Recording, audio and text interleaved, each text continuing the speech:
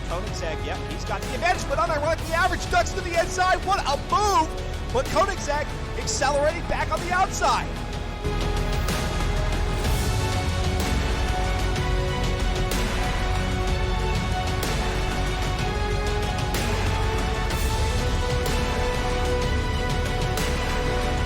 And there goes Salty Bonkos to the inside.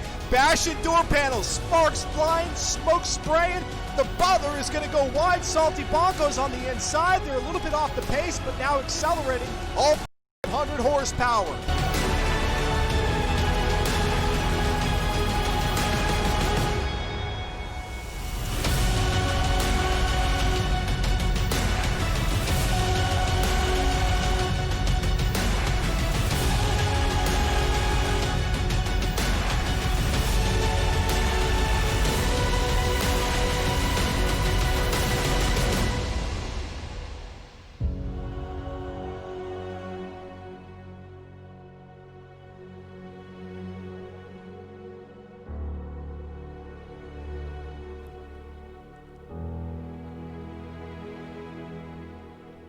Hello, good afternoon, good evening, or good morning, wherever you are in the world, and welcome to Virtual Autosport here live on Twitch TV with week number 2 in Season 34 of the Forza Spec Racing Series. This is an entirely community-based league that meets up on Tuesdays like we are here tonight, 8 p.m. Eastern Time like we are here tonight, and goes for 5 total weeks. They take your top 4 weeks worth of championship points. That's your tally at the end of the season, and whoever it is that has the most points comes away as the season champion and gets to pick the vehicle for the subsequent season. AMS Udakan was the winner of season number 33, and he picked up right where he left off in that season with back-to-back wins there in week number 1, both out at the Daytona short circuit, the short sport car circuit, and then the Long Beach full track. And today we've got another combination that's going to make things very, very interesting out there. It was in the nighttime out at Daytona, which is fine because there's plenty of lighting out there, so there's not any concern about being able to see or not see at that track. But what's going to change here in week number 2 as far as the environment goes will be under the wrath of Mother Nature in race number 2 out at Brands Hatch, the Grand Prix circuit. I'm Dustin Moore. Thank you very much for being here on a Tuesday evening. I hope you all are doing well. All things considered, the craziness in the world, definitely a valiant effort being put on by peaceful protesters to seek equality, equal rights for all men, women, and children across this planet, not only here in North America, but in all corners, all reaches of the world. It's unfortunate that it's had to come to this, but as oftentimes is the case, it takes something drastic to be the catalyst, the instigator for change.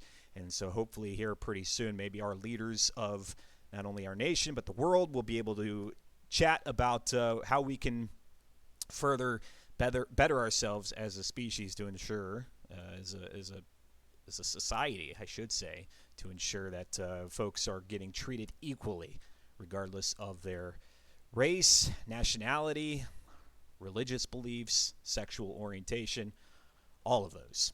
So that's my little spiel here for tonight. Let's go ahead and get into the racing action. We continue to look here at the leaderboard with AMS Udakan. Again, getting those 2 50-point victories there in week number 1, followed by SVR Martin, who's shown up here in season number 34 and is trailing behind, but not by much, just those 6 points there. If SVR Martin could put together a win, that would bode well for him for the rest of the season. The thing you have to consider here is if even if somebody is able to come away with a win and best Udakan out there on the track, you're going to have to do it for not just here tonight, but then a week from tonight and possibly 2 weeks from tonight and even maybe 3 weeks from tonight to ensure that you're kind of putting the nail in the coffin as far as moving Udakan off the leaderboard or off the top of the leaderboard and taking away his chances of a back-to-back victory because, man, it doesn't happen often in the Forza Spec Racing Series, but when it does, you know you've got a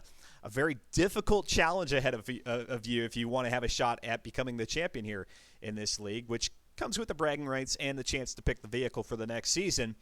It's all for fun, though, and even if you know you're not going to be the driver at the top of the leaderboard, signing up and participating with these guys and gals is a great opportunity.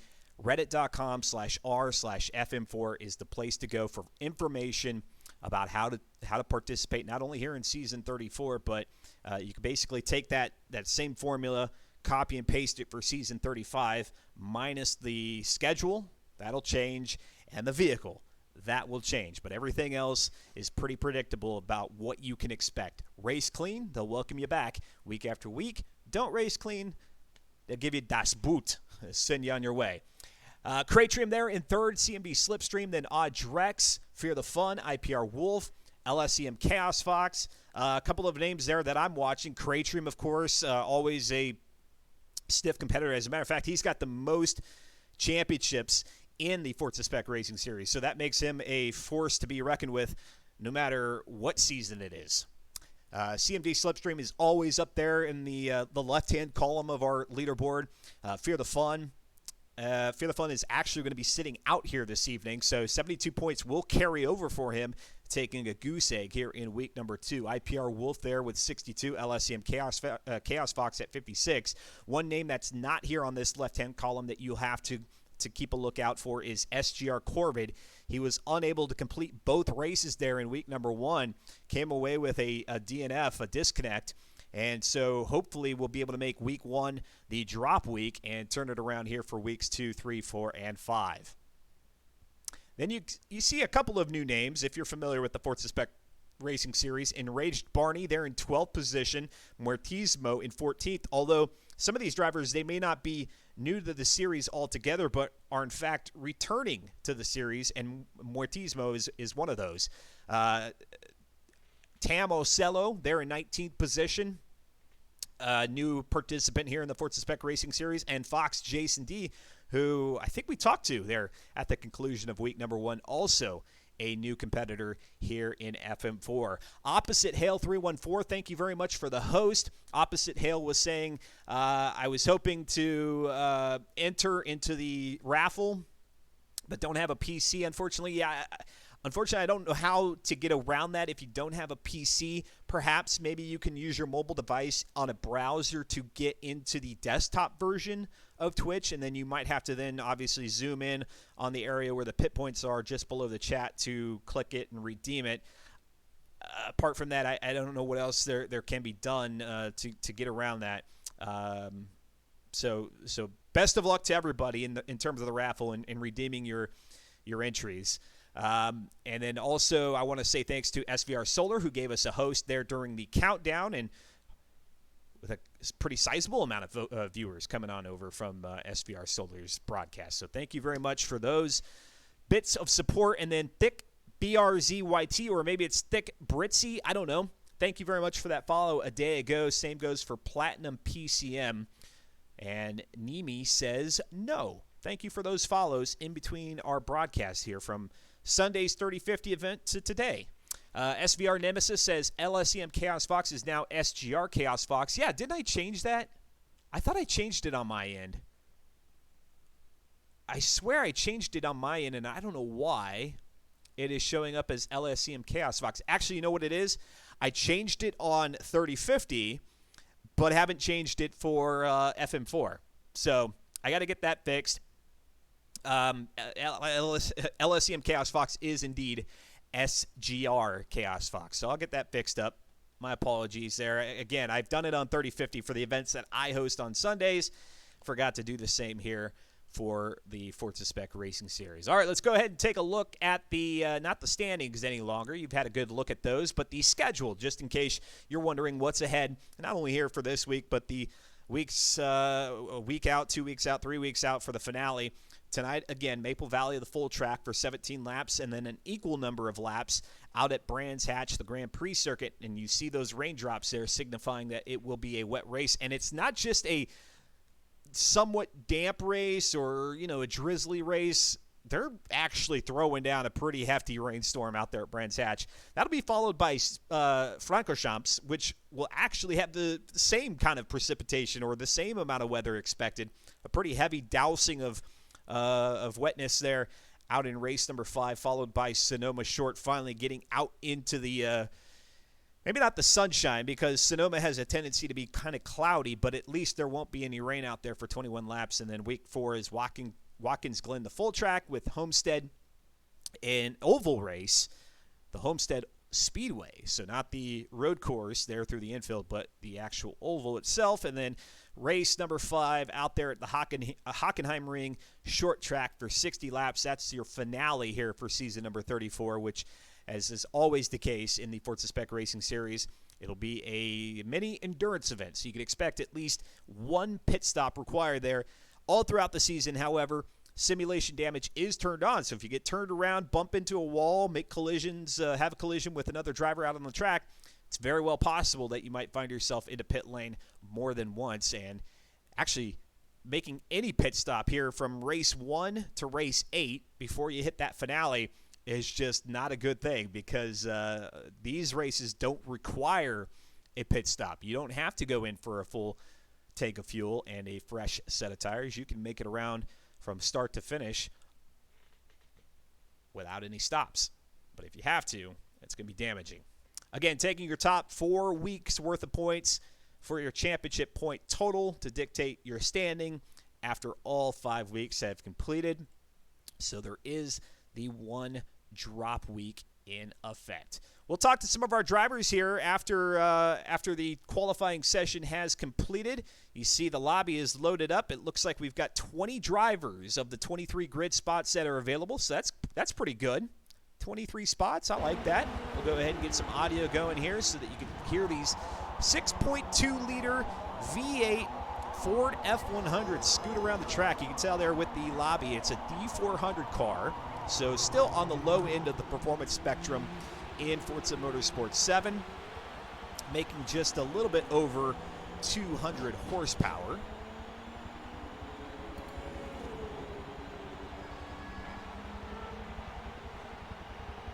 And we'll see, maybe they're waiting for one more driver to jump in here, maximize the number of participants here today. And then, of course, if any driver happens to jump in late and doesn't put down a lap time, they can still race. They just won't have position within the grid. They'll have to be at the very back of the pack. SVR Nemesis is here. Hello, SVR Nemesis. Good to see you. The SVR team, Solar Vision Racing, Sam and his crew, they've always done a phenomenal job of supporting not only the broadcast here at Virtual Autosports, but then some of the race that I've hosted. So it's always nice to see familiar and new SVR names here in our pit lane or our Twitch chat. And off the line will be Mortismo. He's going to lead them around for the start of the 3-lap qualifying session. You get the 2 flying laps with the 1 standing start. Your best lap will dictate where you are on the grid. Your slowest clean lap will always be faster than your fastest dirty lap. So you at least want to get 1 clean lap down, because if you end up with the dirty lap, more times than not, you're at the very back of the pack and you have to work your way up through the field. Doesn't matter how good you are. Nemesis saying, I'm always somewhere, Dustin. Yeah, and Nemesis, you're not new. I know you're not new to the channel. Not at all. But any of your SVR teammates who may be watching on and checking us out for the first time. And again, if you are here for the first time, say hello there in the pit lane, the Twitch chat. Would love to be able to say hi back. And all throughout the evening, let's talk about the racing. Maybe you want to get off the subject of the event itself and you want to talk about Forza, the future of Forza, the Motorsport franchise, or the Horizon franchise. Maybe you want to talk about real-world racing. As long as we're keeping it family.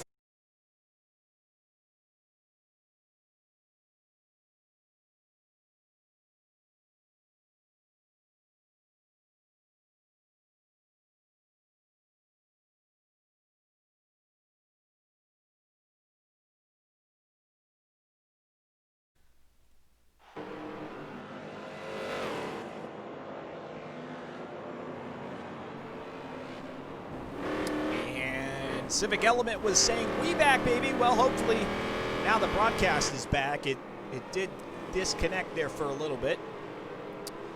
That happens from time to time. Hopefully that's our one and only time here this evening. Taking a look there at the bottom left, of our statistics here in qualifying. IPR Wolf for now has a top time of a 154.152.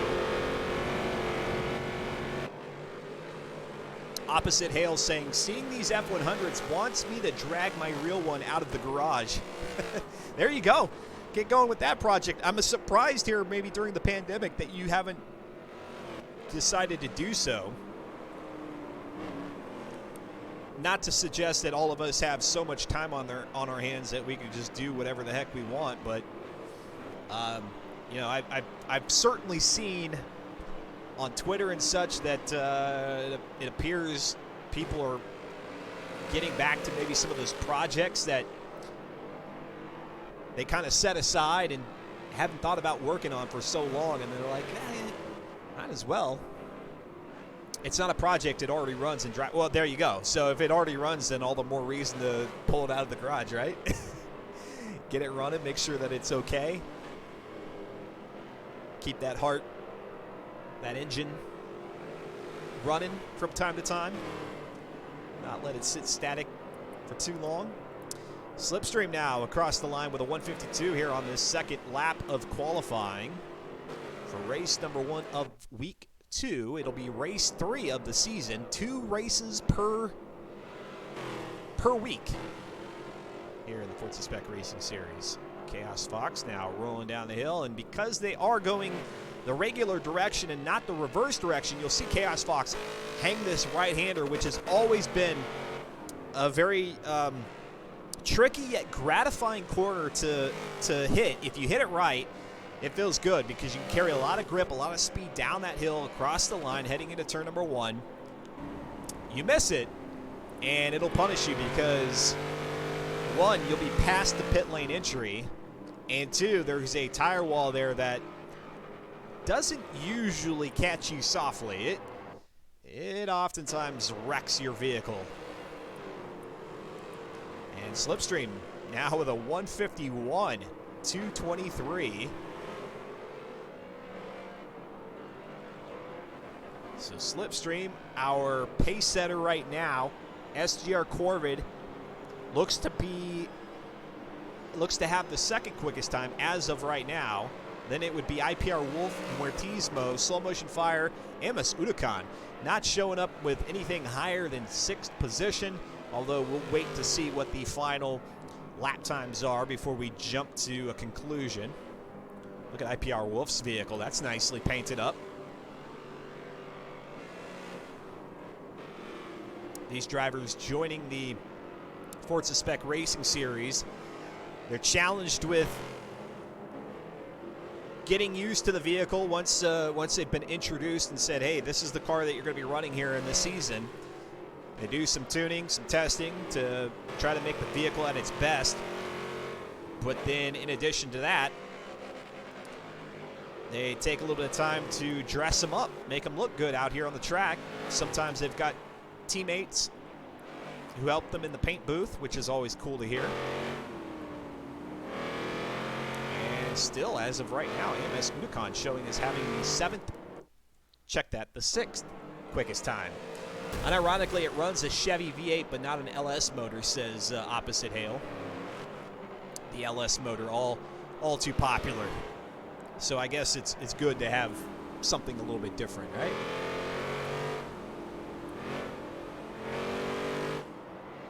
And once our drivers have completed their 3-lap qualifying session, we'll jump out of the lobby and into the race results and take a look at those lap times while Slow Motion Fire sorts them all out. As we go around the track here at Maple Valley, because this is a fictional circuit, the fine folks in the series have put together a nice little track map for me with named corners. So while this circuit doesn't come out of the box with named sections, Turn 10 doesn't provide that for you, the FM4 racers most certainly have, and so we'll be naming off those corners as they get around the track here for the race. 17 laps around Maple Valley full. And let's see, Born as Ghost with a dirtied 151. And so when I was talking about dirtied laps putting you at the back of the pack, Born as Ghost will be one of those. Enraged Barney, who was sitting there in 12th, I think it was 12th, on our standings entering week number 2. He or she was. Enraged Barney will be at the back of the pack for the start of race 3 here in season 34. Mortismo with a 153.524. IPR Wolf at a 152.035. Gumby Greg with a 201.735. You've got Beer 98G. First time appearance here in Forza Spec Racing Series. It's shown up in week number 1 and now here in week 2 with a 159.326. SGR Corbin with that 151.889, which should be good enough for, looks like it's going to be row two. Fox Jason with a 158.409. Chaos Fox there with that 155.166. Joe Beardy at a 155. Amos Udakan with a 154. Just not able to get that Ford F100 around the track as quick as others, because then you see Audrex there with a 152.912. Cratrim with a 150.464. That's going to be good enough for pole. That will be. 152.527 for slow. Slipstream with a 151.223. Presto with a 159.463. Modern Weapon with a 156.131. And Hocus and Gotta Go Fast, both with a couple of dirty laps, but then also did not finish out the qualifying session. Good to see these two drivers out there on the track. STRS Shrek saying rip. Rip the broadcast or rip for one of our drivers? For me, the reversed version is better for STR Shrek, and that's maybe what you're talking about. Yeah, because you don't have that last corner to deal with, but then also just generally, I feel like the track kind of flows better in the reverse direction. I don't know, maybe it's me, but then again, I'm not that great of a Forza Motorsport driver. We're not going to go to the driver spotlight here, but we will maybe talk to some of our drivers after race number 1 has concluded. Of course, we always open it up at the end of the broadcast after a night's worth of racing. So we'll hear from some of our drivers for those of you who are interested in getting their thoughts, their take. And then a reminder as we enter week 2 action, here is the leaderboard with Amos Udakan getting back-to-back wins in week 1 out at Daytona and Long Beach, 100 points. So it's 50 points if you win each race. 94 points in total there for SVR Martin. Cratrim at 88, Slipstream with 80, Drex, Fear the Fun, IPR Wolf, and LSK, that's SGR Chaos Fox. We'll get that corrected next time through. In 8th position with 56 points, and you've got Slow Motion Fire, Born as Ghost, and oh my gosh, I hear the wrench a-turning, so I'll get to that here in just a second. Born as Ghost, SGR Corbett, Enraged Barney, Joe Beardy, Mortismo, DOR Hocus, Fox Jason, what's going on over here? Carryout doing what Carryout has had a tendency of doing here on the broadcast, dropping a $5, and that's not a $5, but rather 5 different subscribers, gift subscriptions, and that'll move Carryout into 2nd on the overall channel leaderboard. Puts him above SVR Brexit. Carryout, thank you so much. Thank you. And congratulations to SVR Nemesis, STR Shrek, Civic Element, Psycho 26, and Chasmo for picking up a gift subscription. Man, far too kind, and I'll make this comment here and now, since we had those coming through, is that if you want to support the channel just that little extra more than the follow, then either with your Twitch Prime subscription, a monetary subscription, or a bits donation, those are always warmly welcomed, and every bit that comes through to me after Twitch has taken their cut goes back directly toward the production of the broadcast, but then also goes toward things like viewer giveaways, like what we've got here on June 28th. If you want a chance at a $100 Steam digital gift card, redeem your 1,000 pit points that are right here on Twitch. You don't have to be a subscriber. Redeem your points. 1,000 gets you an entry. Every 1,000 points thereafter gets you an additional entry, and we'll be giving that away on June 28th. But those giveaways are made possible not out of the kindness of my own pocket and my own wallet, but it's with the support of the viewers. Again, those who go above and beyond with the subscriptions and the donations. Thank you so much. And glad to be able to give back to those who commit their time to watching the channel. 20 drivers still in the lobby, and it looks like maybe Slow Motion Fire is still sorting things out to make sure that everything is on the up and up before we go racing. It is week number 2 here in the Forza Spec Racing Series, and there is Slow Motion Fire's little heads up saying we're ready to go. So let's get it going. We've got Crate Trim and Slipstream on row number 1, SGR Corvid there, and IPR Wolf on row 2. Then it'll be Slow Motion Fire, who had an awesome qualifying session, finding himself on row 3 in P5. Opposite of him will be Adrex, then Mortismo, AMS Udakan, who, got P8 out of qualifying. That's a bit of a shocker.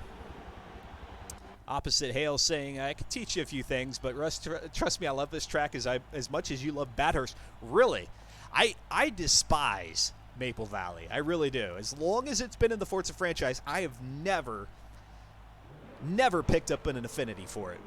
All right, here they are on the line. And yes, Crate Trim, pardon me, is going to be our pole sitter. He will dictate when this race begins. As soon as his truck shows the slightest bit of movement, CMB, Slipstream, and everybody else can get going. And there it is. Kick the tires, light the fires. Week number 2 of Season 34.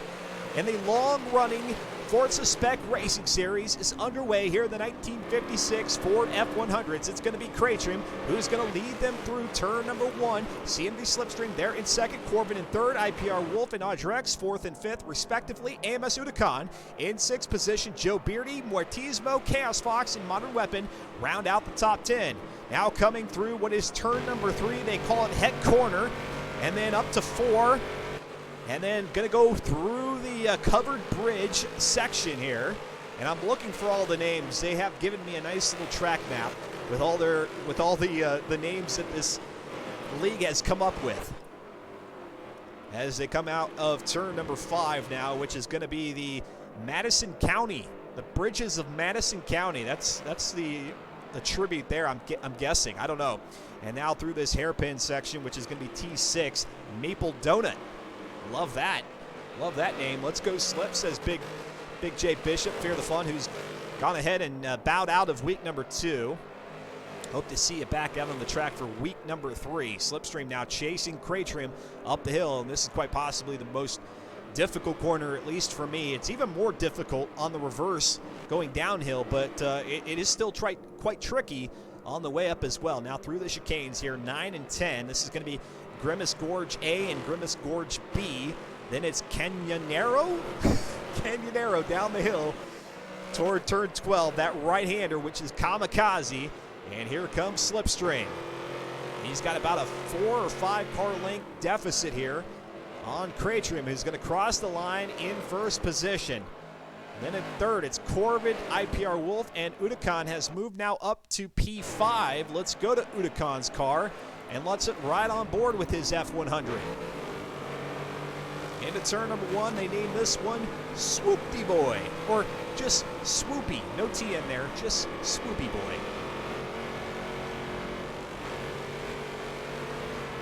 Kind of a nice late afternoon setting here at Maple Valley, the full fictional track, which I do believe its setting is in Canada, although some Forza fans have looked up and noticed that Maple Valley, there's a Maple Valley that exists somewhere in the state of Washington, which happens to be where Turn 10 Studios resides.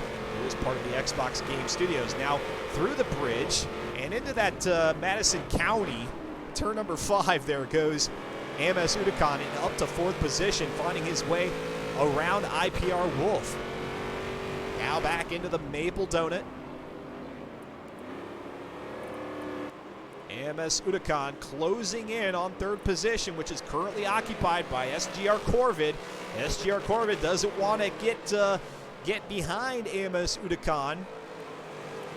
I almost have to imagine the top 3 at this point have to work together to play defense and keep Udakan from coming away with another back-to-back victory here in week number 2, because if he does, that makes things all the more difficult through the remaining 3 weeks. That means even if they were to take away a victory in weeks 3, 4, and 5, well, Udakan would still have 2 weeks to fall back on, with one of them being a drop week. Now down the hill they go, and here comes Udakan. He's going to put the intimidation factor on Corbin as they hit that right-hander coming up toward the line for the beginning of lap number 3. Corbin's going to stay out in front for right now, but look at that. Amos Udakan has got no give in him, and he's going to go to the inside here through turn number 1. Swoopy boy. And Amos Udakan now up to P3, and he's got Slipstream in his sights.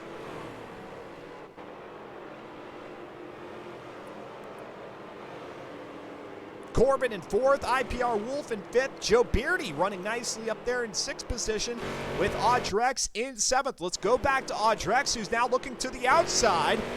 Here through turn number 4, the Peekaboo straight, now up over this hill, underneath the Xbox signage and through the bridge.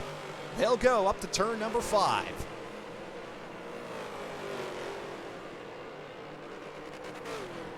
And SGR Chaos Fox now into 9th position, looking for another top 10 after 2 top 10s in week number 1. Here comes Audrex, looking to the outside through that little kink, then it's coming up to that Maple Donut. Audrex will have the inside line here on Joe Beardy. Can he make the pass? The AMD Risen car, I should say pickup truck, is going to have a go. It was Audrex who was in the Wu-Tang Clan car there in season 33 with the Pontiac Solstice GXP. He has reverted back to the AMD Risen livery, and he's going to go side by side with Joe Beardy up the hill through turn number 8. That's Becky's.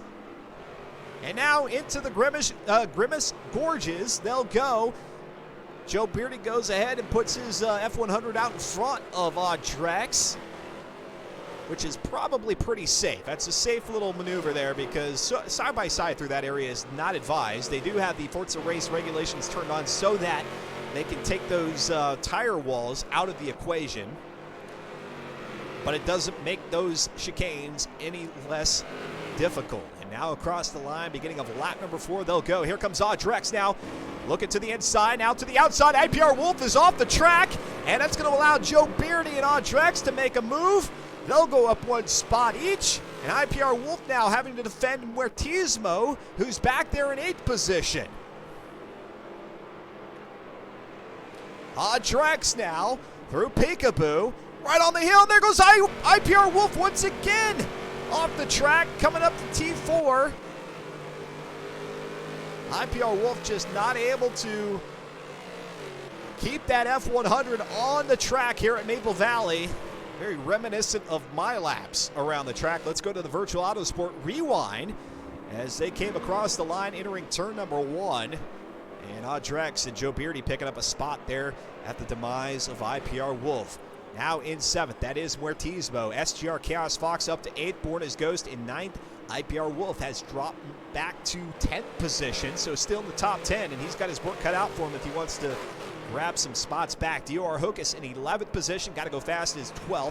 Enraged Barney in 13th. Fox Jason in 14th. Presto is Besto in 15th. Slow Motion Fire has fallen well back after a spectacular qualifying session. He's in 16th. Grim, Gumby Greg, Beer 98, Modern Weapon are 17th, 18th, 19th, and 20 of the 20 drivers who entered this race. Our race leader is still Cratrim, who's up there in the top spot and up by about a second or two.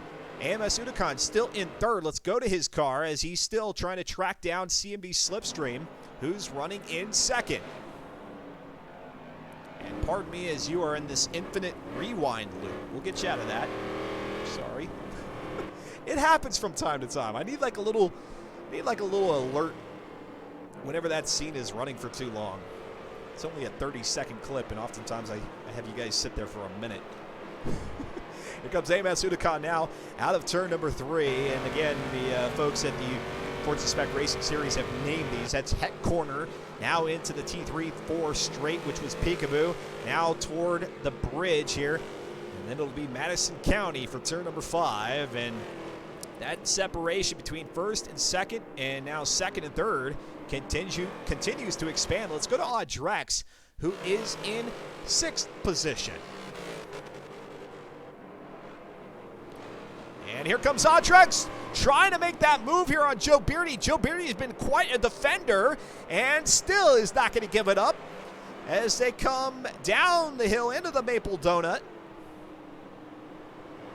Audrex just not able to find his way by, and that's actually going to hurt him quite significantly because now Chaos Fox is hot on his heels, and Audrex, where he was looking to grab a spot, is at risk of losing a position.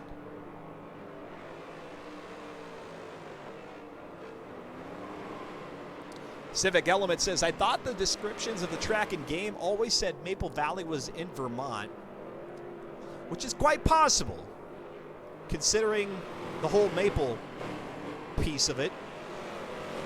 But I don't know, has it explicitly said Vermont? I don't know. Comes Audrex now down the hill toward turn number 12, Kamikaze Corner. And yes, you've got a daring decision to make there. Keep it full throttle, and there goes Audrex up into the wall, which is going to allow Joe Beardy, and not only Joe Beardy, but Chaos Fox and the gang to get on by. Audrex jumps back to 10th position. I should say he spins back to 10th position. And let's take a look to see if there's any damage to that vehicle. There is not. So Audrex is going to be able to recover, but how well can he make it back up and around some of these drivers who are 6th on back to 9th. Dilar Hocus is back there behind Audrex. So not only is Audrex maybe going to have to fight for the front, but might have to defend those who are in the review mirror. Taking a look at that on the Virtual Autosport Rewind. Brought to you by absolutely nobody. But hey, if you're interested, you want to see your name, your company's logo there, hit me up. We can chat about it. Down the hill came Audrex, and into the wall he'll go. Spins it around. Unfortunately, does not catch anybody. He does a heck of a job sticking that steering wheel in the right direction. You know he's not trying to collect anybody there. He definitely wants to make that mistake his own. And as such, he was able to keep it alongside the wall there on the left-hand side underneath the flag stand. Now Joe Beardy, who was in 5th, fell back to 6th with Audrex making a move on him. Last lap through, now back in 5th, and he's got a whole trail of cars back behind him. Chaos Fox in 6th, Born as Ghost is 7th, Muertismo in 8th, IPR Wolf in 9th.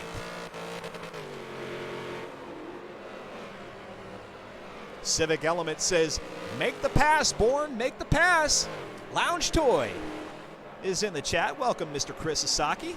Good to have you hanging out with us here on Virtual Autosports and week number 30. No, not week number 34. It's season 34 in the 1956 Ford F100, week number 2. I'm the man on the mic, Dustin Moore. As is the case every Tuesday, 8 p.m. Eastern Time.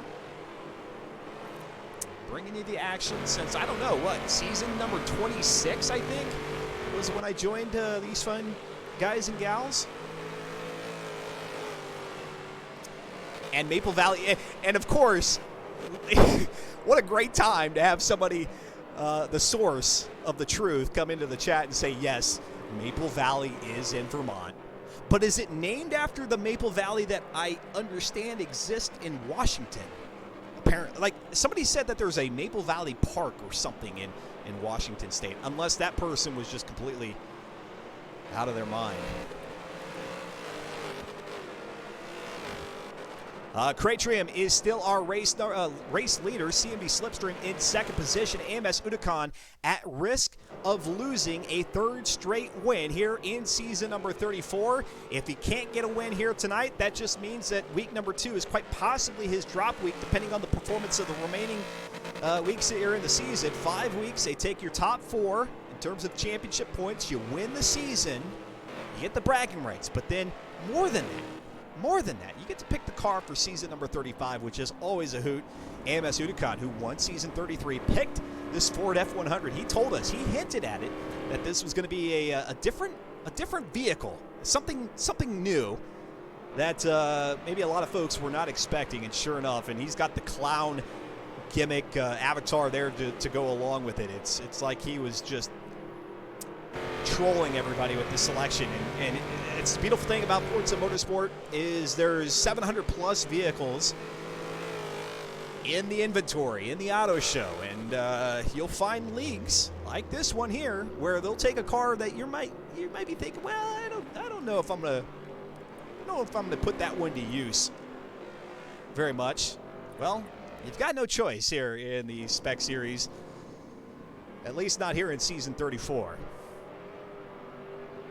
SGR Corvid there in 4th position. Let's see if he can maybe climb his way back up through the ranks, although since being passed by Udakan, he has not been within a arm's reach. Heck, at this point, he appears to be a good 5, maybe even 6 seconds behind Udakan, but Udakan not able to make his way up past 3rd position at this point. Born as Ghost in 5th, Chaos Fox, who's challenging him. They're in 6th position now that Joe Beardy has dropped out of 5th. Joe Beardy now running in 8th position. There's IPR Wolf, who made a couple of mistakes about 2 laps ago, dropped back to 10th, and now making a nice little pass coming up Becky's through Grimace Gorge A, Grimace Gorge B. Can he make it stick? Can't for right now. SGR Chaos Fox regains P6, and IPR Wolf maybe just not a fan of this track, and I don't blame him. Giving him all kinds of fits out here tonight, but still able to put on quite a performance. Running in 7th is... Oh, and is he going to tag the wall? I think he just missed the wall, did IPR Wolf. And here comes Chaos Fox flirting with the grass, the sand there off the corner 1, off of corner 1, turn number 1, which there's plenty of asphalt to work with out there, Chaos Fox. Why do you want to be out in the grass? No, it's a very tricky. It's a deceiving corner. You carry too much speed into that one, you're going to be reeling yourself in. It's going to take a while too, because you're just going to be spinning your tires to get back out on the tarmac. Here goes Born as Ghost through the Madison County Bridge. Yes, again, they're paying tribute, I guess, to the bridges of Madison County. There goes SGR Chaos Fox, who is in 6th. See if he can't catch back up with Born as Ghost and fight for a P5 finish. Here with about 8.5 laps to go. 17 laps out here at the full track of Maple Valley. We've got no precipitation now. It is always a possibility out here at Maple Valley, but it will be a certainty as we head out to Brands Hatch, the full Grand Prix circuit for race number 2, race 4 of season number 34. Up the hill they go through Becky's into turn 9 and 10. Andy Dershawn says, thanks for the kind words, Castor Raccoon. You guys are chatting it up there in the pit lane. Great to see that. And, of course, if you got thoughts here on the race so far and how season 34 has turned out, then feel free to drop those in there. And, of course, if you're new to the broadcast, please give us a little hello. Maybe tell us where you're from. You don't have to be specific, but you can say, hey, I'm from this country, I'm from that region. Whatever you're comfortable with. We always like to engage and interact with the viewers. And here comes Chaos Fox off into the grass, and he's going to tag the wall. We've got a big wreck back there coming out of Kamikaze, and it looks like IPR Wolf is a part of that. And he is, in fact. He's all kinds of spun around. Drex got caught up in that. And fortunately for, well, there goes Mortismo, now up to 8th position. Fortunately for... Well, actually, no, Mortismo up to 9th. Fortunately for Joe Beardy, was able to recover and get back out of that. Let's take a look at IPR Wolf's vehicle situation, which, yeah, shows some significant damage there to the front. So any attempts here for IPR Wolf to recover after that off are going to be futile.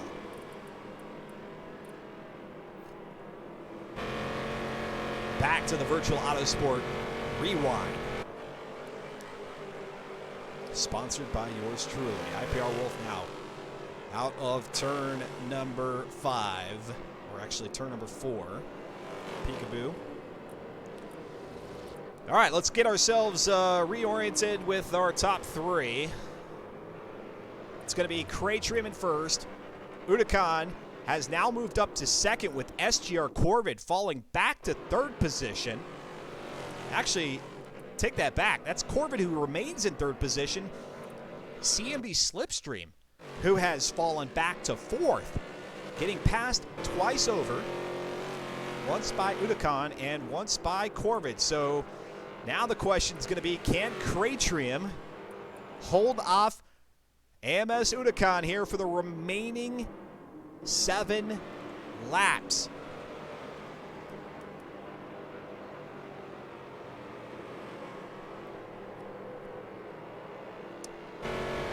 Big question mark here. You can see that number 1 hanging over the top of Kraytrim's truck out in the distance there. So AMS Udakan still has some work cut out for him, but Kraytrim is currently dealing with some of the back markers. They do not have the back markers ghosted here in the Forza Spec Racing Series. Looking for a more authentic racing experience. Just because cars are off the pace doesn't mean that you're going to be able to blow through them. They do ask that everybody races clean, and that means if you're not on the lead lap, being very much aware of those who are.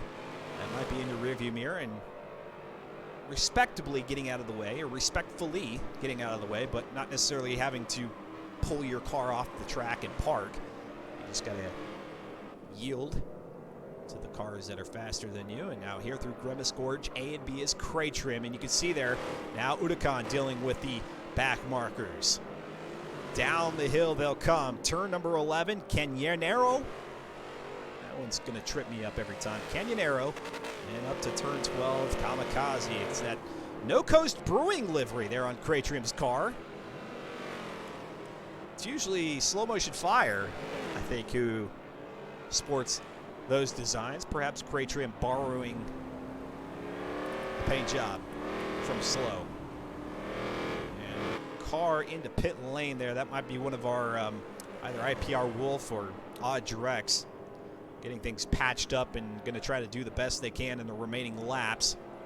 Kraytrim now through turn number 3. Heck corner.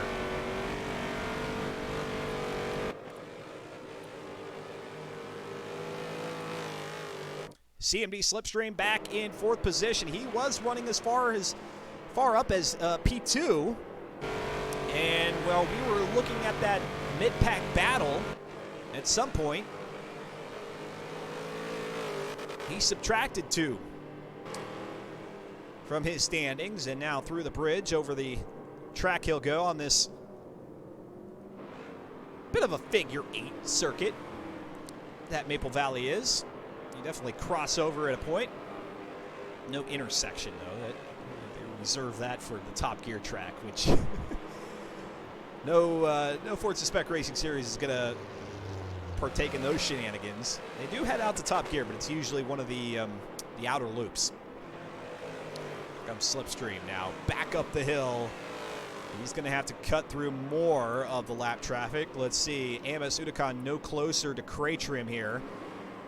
And Slipstream will come back to him to see if he fights for 3rd with SGR Corvid. In 5th position is Born as Ghost, who's on his racing island. Let's go to DOR Hocus now.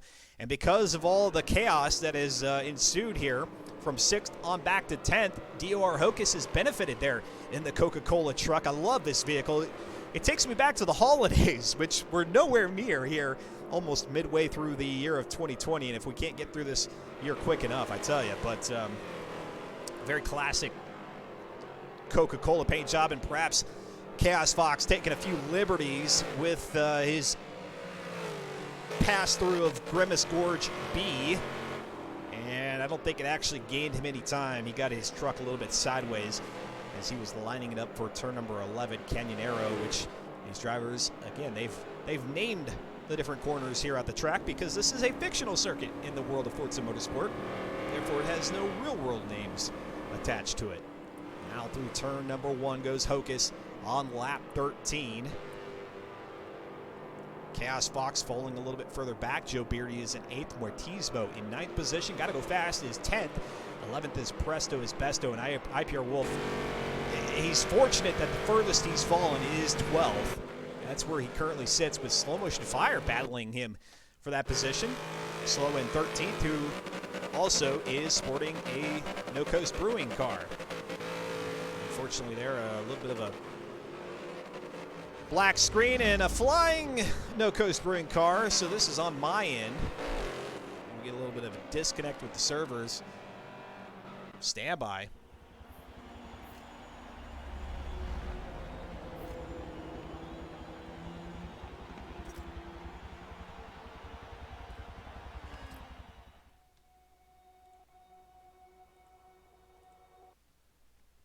You don't need to see the intro video again.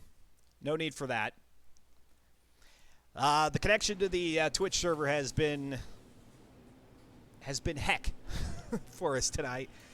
Stand by. We'll get you back out here on the track real quick. We have not been disconnected from a Forza Spec Racing Series race in quite some time. Andy Dershon saying, uh-oh, uh-oh.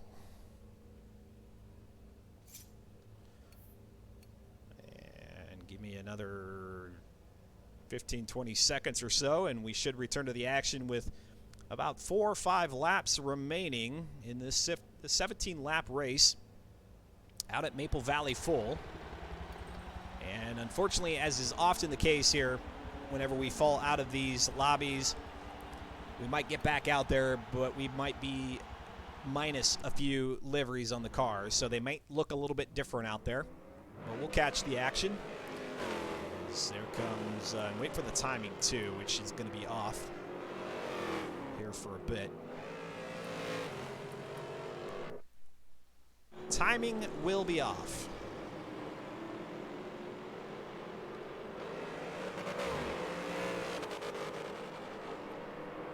Currently showing CMD Slipstream in 2nd position behind Corvid, which I suspect is not actually how things are. Cratrium should be our race leader. But yes, the timing is currently all amiss right now. So we're just going to have to wait for our sync up to the lobby to catch up.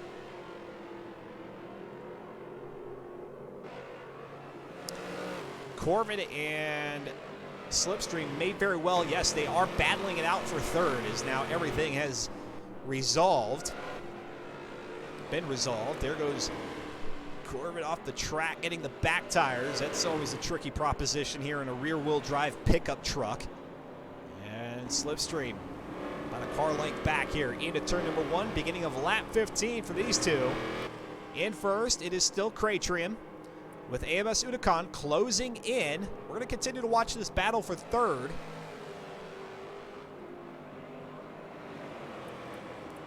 Back behind Slipstream is Born as Ghost in 5th, Hocus in 6th, Chaos Fox in 7th, Joe Beardy is 8th, Gotta Go Fast in 9th, Presto in 10th, IPR Wolf has now gained another position up to 11th.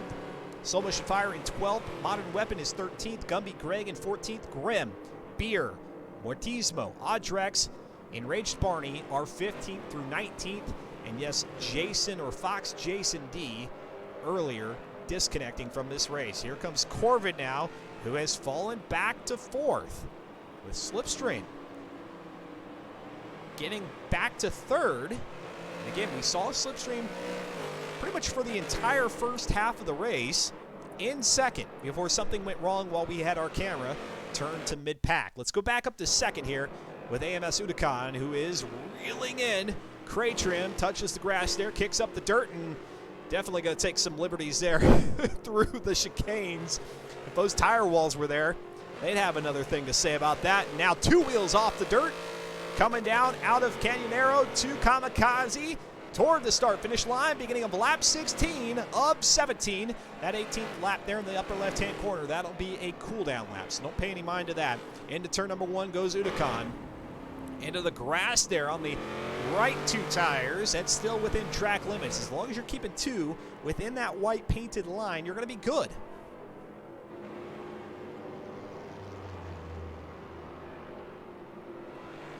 Hang tight with us, folks. Not only is this race on tap for the evening, but we've got a second one.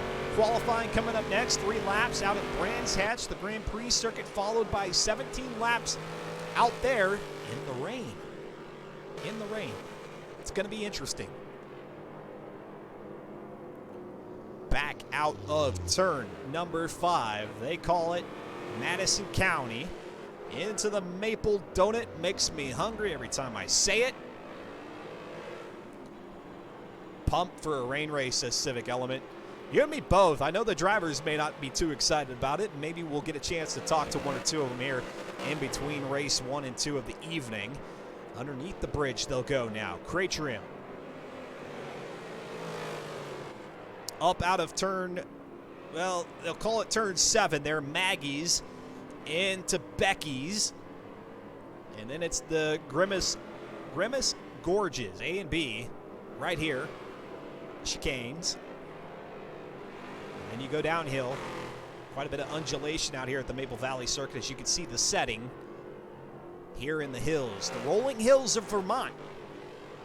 And we now know for sure, without a shadow of a doubt, that it is Vermont. I was going to say the something state, whatever Vermont is. I don't know, but there goes Unicon getting loose. The white flag flies here on our first race of the evening, race number 3 of season 34. Can Unicon here on this final lap charge and make a case for first position, trying to go back to back to back in season 34? Picking up right where he left off, coming out of season 33 as the champion in the Pontiac GXP Solstice. Now here we are a few decades earlier in the 1956 Ford F-100. Up over the hump he goes, and to over the bridge, under the canopy, the awning, the covering there. Then they'll go under the bridge. Next time by it, out of turn number 5 toward that donut section, which has had a big bite taken out of it because it's not a circle, it's a horseshoe. And Cratrium probably thinking to himself right now, this is not the time for me to have to race one of the back markers. He's got Modern Weapon out in front of him. Here comes Unicon out of Becky's, up the hill into that sweeping right-hander. Can he keep it on the track this time through the Grimace Gorges? He didn't last time, and that might have set him back a little bit. If Cratrium can nail it, he should be good, and he's got Modern Weapon put his trek sideways, blocking him here through the chicanes. Now down the hill, Cratrium just probably blaring the horn if he could, pumps the brake lights, down Canyonero toward Kamikaze. Can Unicon close the gap into that final right-hander toward the line? Cratrium says, get out the way, and across the line. Cratrium with the win here in race number 3 of season 34, spoiling AMS Unicon's race win streak. In second is Unicon. Third is going to go to Slipstream, who's just now crossing the line with SGR Corvette back behind him. Born as Ghost in 5th. He's got nobody contesting him. Let's go to Hocus in 6th position. My, oh my, was that not a nail-biter of a finish, not because Unicon was knocking on the door of Cratrium, but because Cratrium just could not find a way around one of those back markers. Modern Weapon said, hey man, I'm running my own race. I don't care. I don't care who's in my rearview mirror. Chaos Fox now coming across the line. Joe Beardy in 8th position.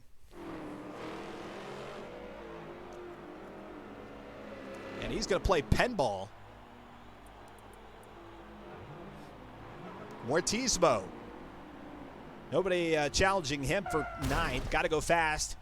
Back there in 10th position. What do you guys think about that one? That was a pretty interesting finish. Tonka on the side of Got to Go Fast's Ford F-100. Yellow and black.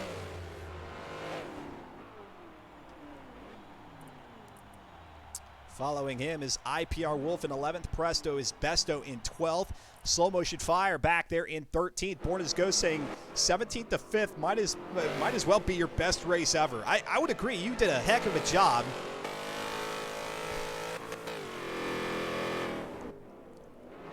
amidst all the chaos that was happening mid-pack there, you were one of the benefactors.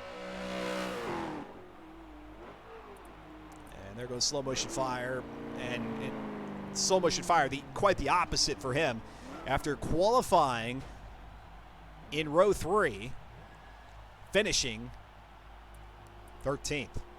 Back behind him was Modern Weapon, Gumby Greg in 15th, Grim in 16th, Odd Drex, who got caught up in that incident there with IPR Wolf in 17th, Enraged Barney is 18th, Beer in 19th, and then we lost a couple of, well, one driver. That was Fox Jason D early on. And that's that. I'm going to go ahead and take note of where everybody finished. I'm going to run 3 minutes worth of ads, which, as always, folks, this supports the stream. If you sit through those ads, you're not going to miss anything. I promise you. Nothing's going to happen between now and 3 minutes from now. And then we'll get back. We'll talk to maybe a few of our drivers here in between this race and the next. We'll also run through the finishing order, the unofficial finishing order. And then we'll get ready for qualifying out there at Brands Hatch in the rain. I'm Dustin Moore. This is Virtual Autosports, and you're watching the Forza Spec Racing Series here live on Twitch TV.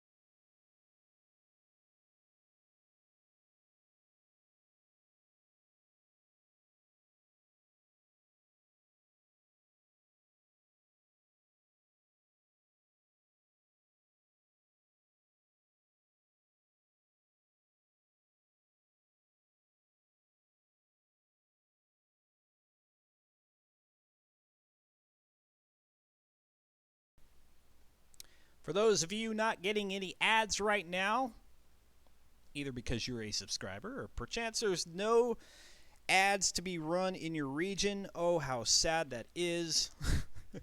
Thanks for hanging out with us here on a Tuesday evening, or maybe it's an early Wednesday morning for you. Week number 2 of Season 34 in the Forza Spec Racing Series. Race number 3 has come to a close. We'll talk to maybe a few of our drivers here. I see SGR Chaos Fox is lined up and ready to have a word, so we'll go to Chaos Fox, who finished, let's see here about my count. It's going to be 7th position right there behind Hocus and Joe Beardy. If you got any thoughts about this race, go ahead and drop them into the pit lane or the Twitch chat as it's otherwise known, and I'll be happy to either answer whatever question you might have or just get your take. Maybe you have thoughts on how that race finished 1 and 2 with Kraytrim and Udokan. I know I see AMS Udokan already saying, well, there goes my chance for a clean sweep. It was going to be tricky to pull that one off this season. It's going to be very tricky.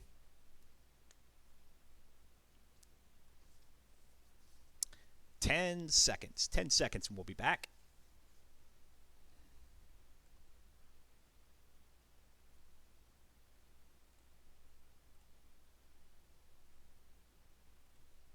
And welcome back, everybody. Thank you very much for hanging tight through those ads. Dustin Moore here as we've wrapped up race number 3 here in week number 2 of the Forza Spec Racing Series. We've got SGR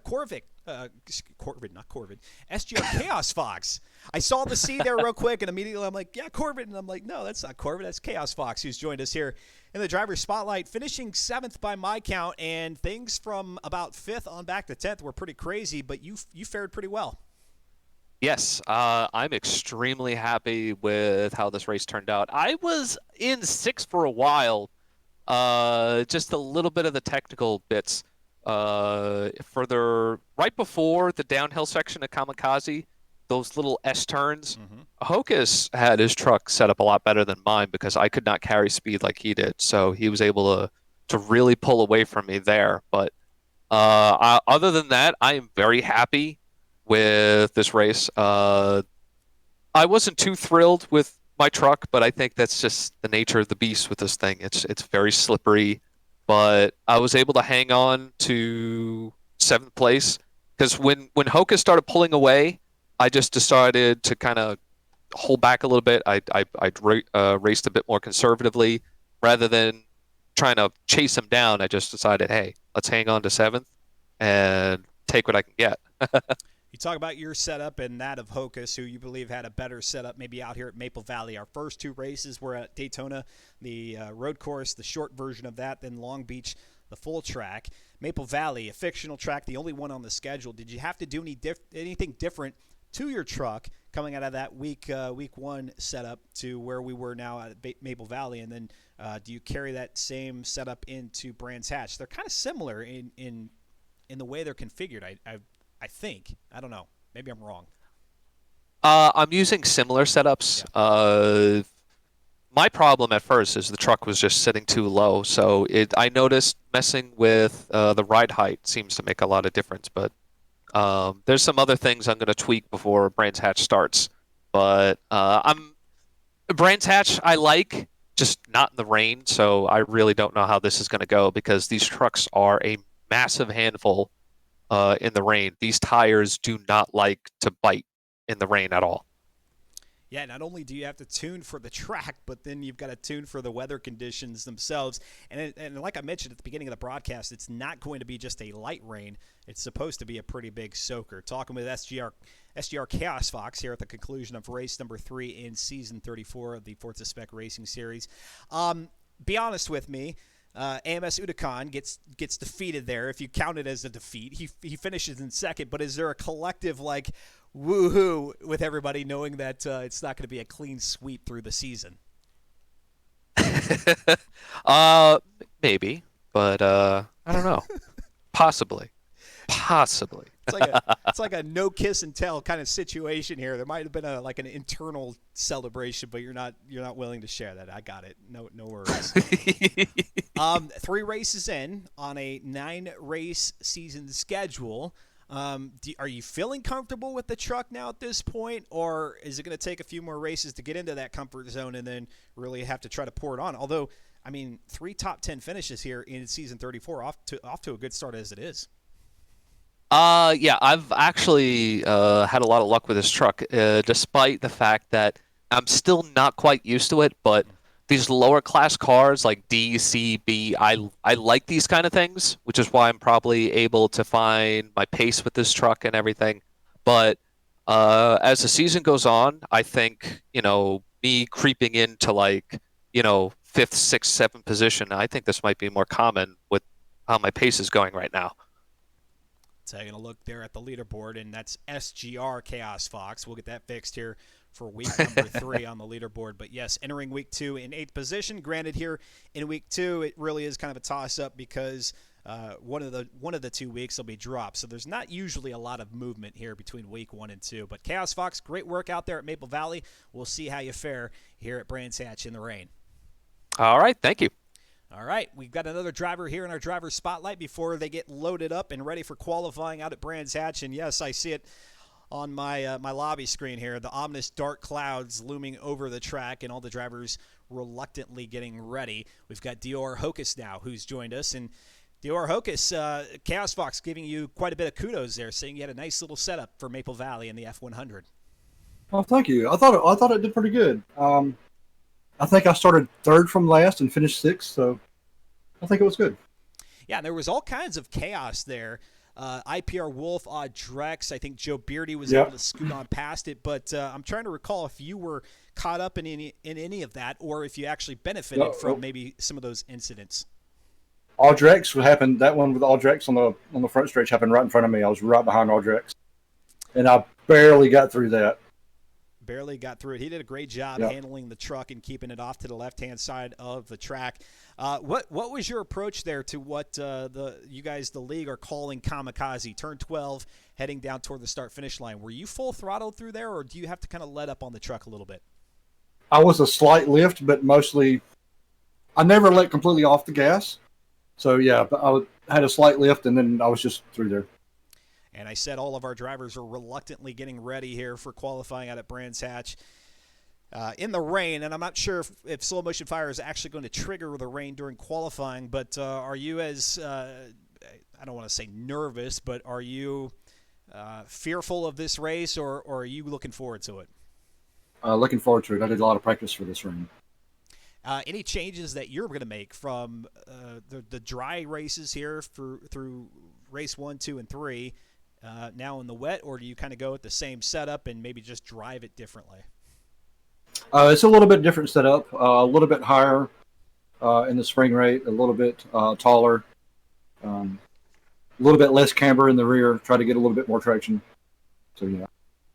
And what's your plan of attack? Obviously, we got to go through the 3 laps of qualifying first, but heading into the race, you got Paddock Hill Bend, which is going uphill, then coming downhill. Can be very precarious here in these rear-wheel drive trucks, especially in the wet. What's your approach to make sure that you don't get tangled up in the big one early on? Oh, boy.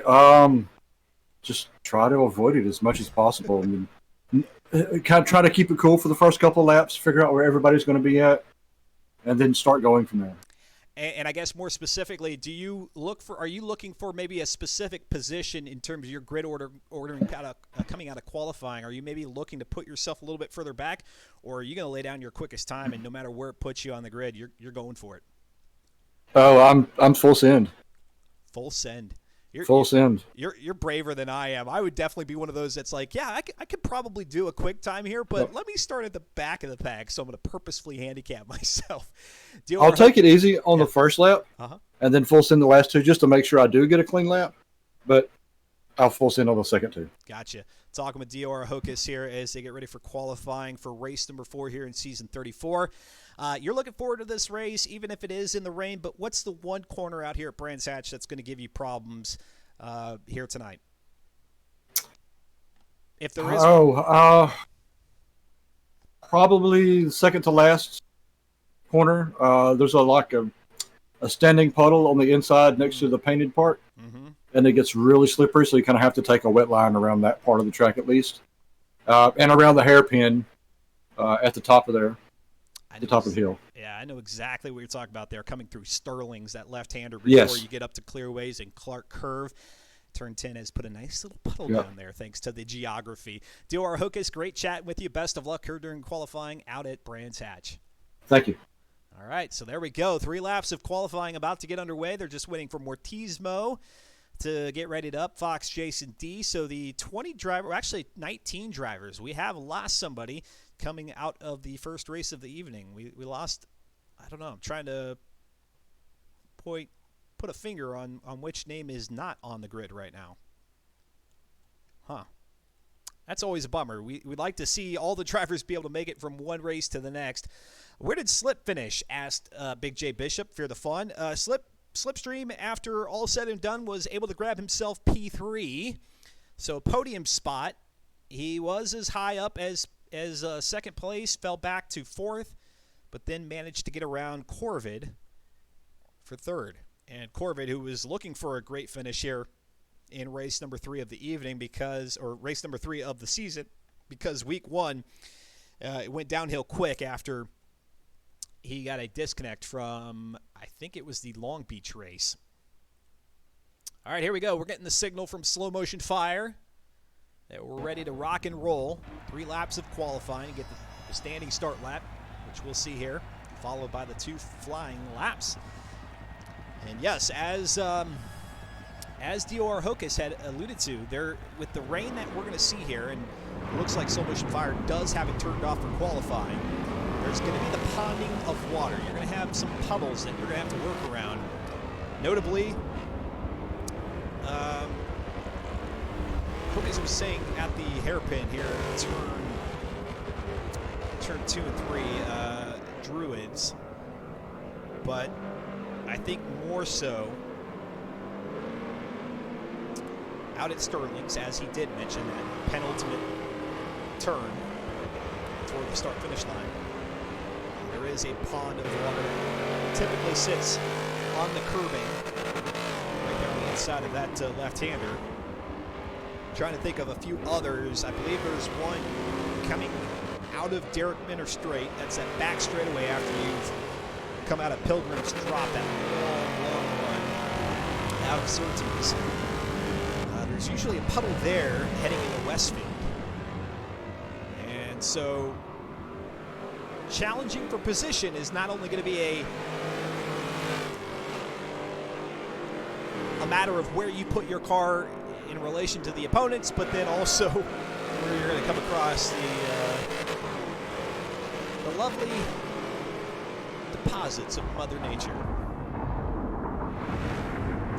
Actually hearing a few little cracks of thunder here during the qualifying period. And there it is, Sterling's right there. That's where we're going to see down on the low line. And as a matter of fact, all three vehicles here, Modern Weapon, and that's going to be Corvid, kind of took the high line there through Sterling's, perhaps just getting it into their skull that that's not going to be the line. The low line will not be the line to run with the rain falling. Of course, they're looking for their quickest lap time here to set the grid order, so maybe the next 2 laps or so, they'll look a little bit further down toward the apex. Modern Weapon's going to slide through the Paddock Hill bend. Go ahead and throw those stats there at the bottom left. SGR Corbin right now with a 148.027. Thunder rumbling out here at Brands Hatch. Actually, just a flash of lightning there behind the grandstands. Here comes Modern Weapon. He continues to slide it out there through the Bram Hill bend. And for SGR Corbin, he's having to deal with the ghost of Modern Weapon. And that's not a... it's not a figure of speech. It's their vehicles. They're all out there qualifying at the same time. And so SGR Corbin, as he was making that move there around Modern Weapon going through the Cooper Straight, was dealing with that aberration of Modern Weapon. Can make it tricky here during qualifying. It's a beautiful thing in the virtual world when we get all the vehicles qualifying together. It makes these sessions go by a heck of a lot quicker than each driver doing it one by one, but you do then have to deal with those outlines of the car as you continue to close in. Forza Motorsport 7 puts them in a ghosted mode, but yet they're still there just enough to play tricks with your mind. Actually, maybe it's just me. Maybe I'm the only one, but man, it always throws me off as far as looking for the corner when I have that other vehicle that's kind of just haunting me there. Same can be said for, well, actually, Rivals mode is where I deal with it most. I don't usually find myself in a league event. Here comes Gotta Go Fast now. Out of Hawthorne's, and now into Westfield. SGR Chaos Fox with a 154.22. But it doesn't appear it's giving me the quickest time. That belongs to SGR Corvid right now. I don't know why my stats are looking that way. Oh, it's player focus. Stand by. There we go. That's what we're looking for. Amos Udakan with a 144.482. So the driver whose sweep was spoiled is looking for the 9-race win streak in season 34. Had it come to an abrupt end here in week 2. Compliments of Craytrim. But now Udakan going to find himself at least tentatively in the pole position. And as is the case here in the Forza Spec Racing Series, you grab that pole position, you actually dictate the start of the race. They'll have a 10-second countdown, and then that begins the 10-second countdown that the pole sitter has to begin the race. So in total, you could be sitting on the grid for about 20 seconds before slow motion fire calls foul, which has not happened yet. Usually the pole sitters are, up to this point, the pole sitters have launched the race on time. As soon as the driver, that pole sitter, shows the slightest bit of movement, Everybody else is free to go, which can be tricky for everybody else from about row 3 rearward because you can't really make out row number 1 all that easily. Here comes Corbin up to the line. This will put an end to his qualifying session. Amos Udakan still 144.482. That's the time to beat. Corbin is done. Slipstream. Let's see what he lays down here coming up toward the line. Squiggly approach. I don't think that's going to be a fast lap. IPR Wolf, not the case either.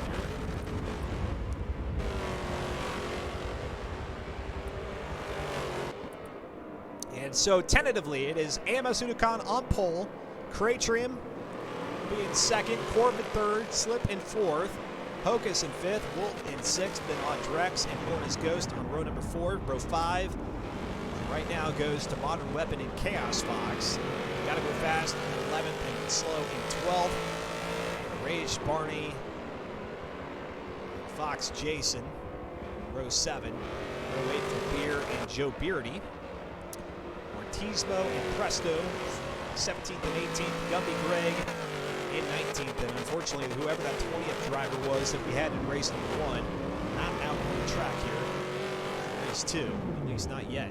Do get out, they'll be at the back of the pack.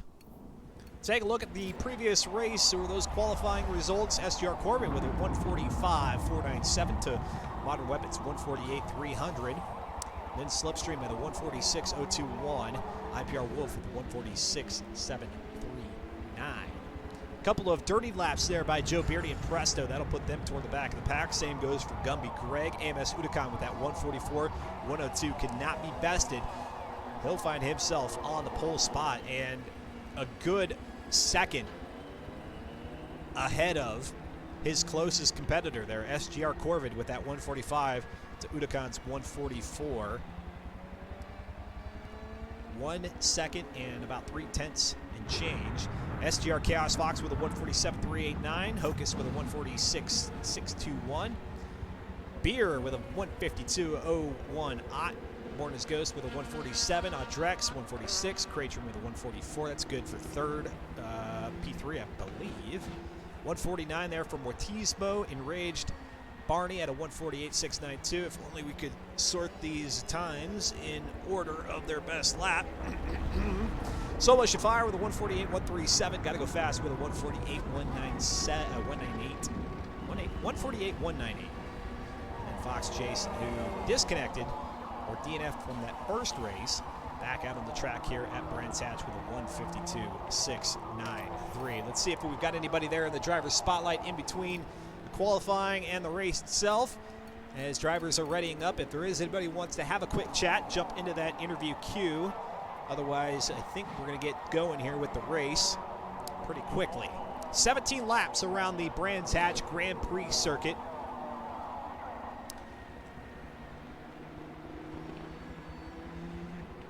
Yeah, CT in second, Corvid in third. I think I mentioned that. I think I did. Civic Element redeeming a few pit points there. Yes, if you redeem 1,000 pit points. Those are those channel points down below the chat here on Twitch. Redeem 1,000 of those for an entry into our June 2020 raffle. It is a raffle, no purchase necessary, not sponsored by Twitch. Every 1,000 points that you redeem is an entry, so your odds of winning the $100 Steam digital gift card are dependent on the number of entries received between now and June 28th at 1 p.m. Eastern. As soon as our 30-50 race on that date concludes, we will randomly select a winner. How about that? Well, that's neat. Carry out saying that's not bad, not bad. And carry out again, thank you for those 5 gifted subscriptions to SVR Nemesis, STR Shrek, Civic Element, Psycho 26, and Chasmo. Kudos or thanks or congrats to those folks for picking up a free sub. If you're watching the broadcast now and you're not yet a follower of the channel, that's the very least you can do. Oh, look at this. Carryout coming out with a Tier 1 subscription gift to AMS Udakan. A little nod to Udakan for all the wins he's picked up. throughout the course of the Forza Spec Racing Series, not only here in Season 34, but Season 33. All kinds of silver helmets starting to populate the Twitch chat here, as we've been an affiliate of Twitch for a little more than a year. And if you do subscribe either with Twitch Prime, which is just a little added perk. If you have Amazon Prime, link your Amazon account to your Twitch account. It'll give you a free subscription every 30 days. And if you do so feel inclined, you can use that here. It'll get you advertising, ad-free viewing, which is always a perk. You get those emotes, those Tier 1 emotes. And then you also get, we've got a Discord section for our subscribers if you wish to chat it amongst the fellow subs. But then also, during our 30-50 events, when we have our viewer polls, your vote counts ×2. So whenever our viewers are deciding the vehicle for the driver who picks the dreaded Shadow 288 cone in our 30-50 event, your vote counts ×2. So if you're a participant, you're like, man, I really want to stick it to whoever gets that, then what a great way to make a use of an extra vote. You don't get to vote You don't get to vote twice. You just get whatever your vote is. It counts ×2, and it's always a fun little way to be. Like I said, sticking it to your opponent. Put them in the vehicle that you perceive to be the worst vehicle. Carryout says, why the Mini? The Mini is kind of a holdover from our 30-50 event this past Sunday. I just by default end up in vehicles, and actually oftentimes Forza Motorsport 7 will load me up in different vehicles. Like if I'm spectating and broadcasting these races, sometimes whenever I come out of these, it'll throw me into a different vehicle. I think just depends on what the configuration of the lobby I was in. But yeah, there's no particular reason for the 1965 Mini Cooper S. All right, drivers are still readying up, getting prepared for the 17 laps around the Brands Hatch Grand Prix circuit. And oh my, we are dropping frames again. It has not been a friendly day for us here in terms of our connection to the Twitch servers. Not in the least. AMS Unicon on pole will dictate the start of the race. Craytrim will be opposite of him in P2. Then it's Corbin and Slipstream, row number 2. Row 3 is Audrex and Hocus. Then it's IPR Wolf and Chaos Fox, Born as Ghost, and Slow Motion back there on row number 5. Then Gotta Go Fast, Modern Weapon, Enraged Barney, and Muertismo, 13th and 14th. Beer and Jason Fox D, or Fox Jason D, 15th, 16th. Joe Beardy, Presto is Besto, Gumby Greg, the 19 drivers here in race number 4 of Season 34.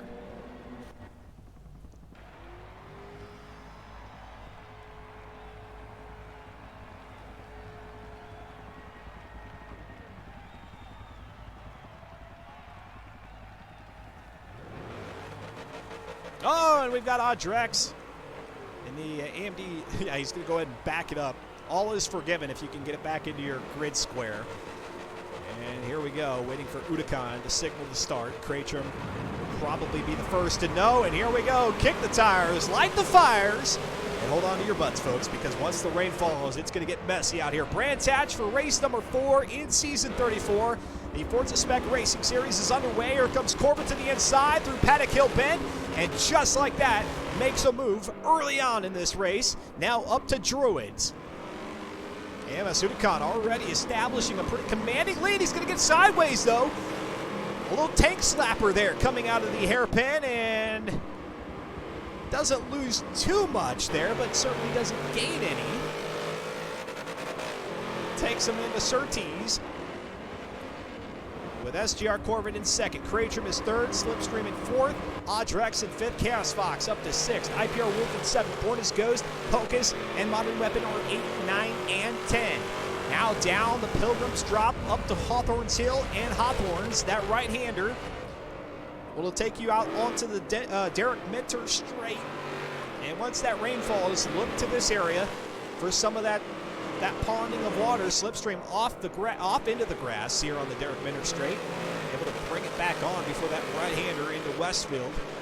Now down the Dingle Dell into Sheen Curve, and then Sterling's the left-hander, the final left-hander out here at Brands Hatch.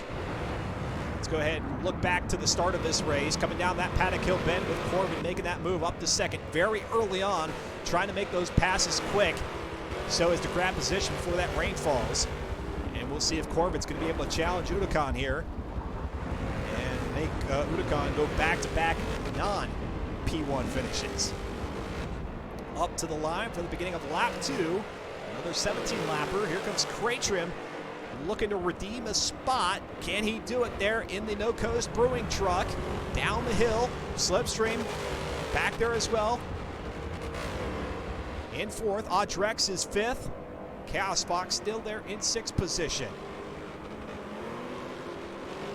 Beyond 10th is Modern Weapon in 11th. Joe Beardy is 12th. Got to go fast in 13th. Where Tismo has moved up to 14th from, I think, 17th. Enraged Barney in 15th. Fox Jason D into 16th. Beer and Presto and Gummy Greg 17th, 18th, and 19th.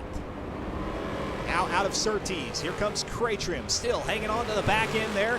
And they're going to be single file. Second, third, and fourth. Corbin, Craytrim, Slipstream respectively. And to the right-hander.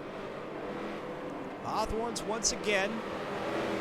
When will the rain fall? I'm not entirely sure. I think they have it coming down here at about mid-race. Amos Udakan now continues to expand upon his lead. Perhaps a little frustration there coming out of race number 3 of the season. Says, oh yeah, you guys want to take a victory away from me? I'll show you. Out through Sterling's, look to that inside line there for that water. They're going to have to change their approach. That or they're just going to have a little bit of that drag that you'll experience when you hit those ponds. It's not the hydroplaning sensation. No, it's quite the opposite. It's the puddles slowing you down and putting some oversteer into your car. Here comes Craytrim now. He's going to fight for Corbin in the very corner. That Corbin made the pass there at the beginning of the race.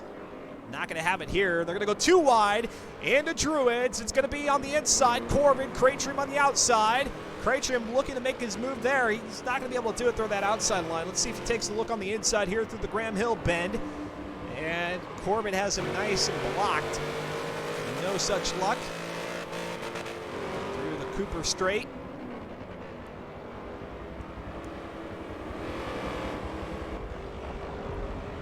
Make their way past the McLaren corner, which would be the way that you cut through and continue on for the Indy circuit, the shorter 1.21 mile track here at Brands Hatch. Nope, we're doing the full Grand Prix here tonight.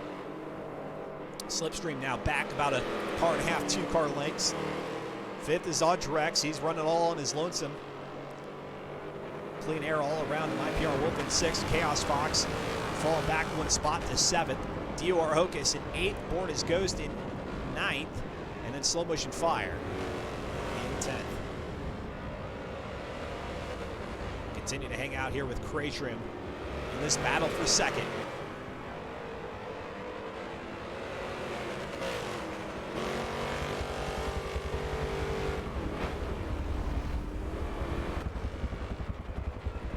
Appreciate it hanging out with me here on a Tuesday evening, or maybe it's an early Wednesday morning for you if you're across the pond from us here in the States. Dustin Moore broadcasting on Virtual Auto Sports with the Forza Spec Racing Series Season 34, week number 2, our final race of the evening before we head into the halfway point. There goes Udakan off the track coming out of Paddock Hill Bend, and that's going to allow Corbin to sneak on past, and even Craytrim. MS Udakan falls back to 3rd, and now here comes Slipstream. He wants a part of that.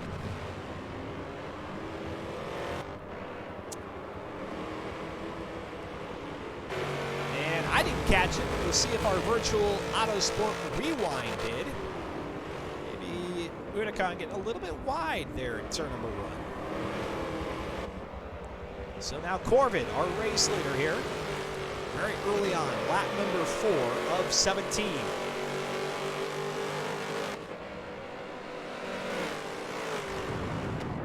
Oh, and I hear the thunder once again. Any moment now, the sky is just going to bottom. The bottom of it's going to fall right on out and drench the pickup trucks. The 1956 Ford F100. It's in D400 class. D400 is the performance index, which here in Forza Motorsport is the game's calculation of the vehicle's handling, braking, acceleration, top speed, a number of other factors. And here come the raindrops as they begin to fall.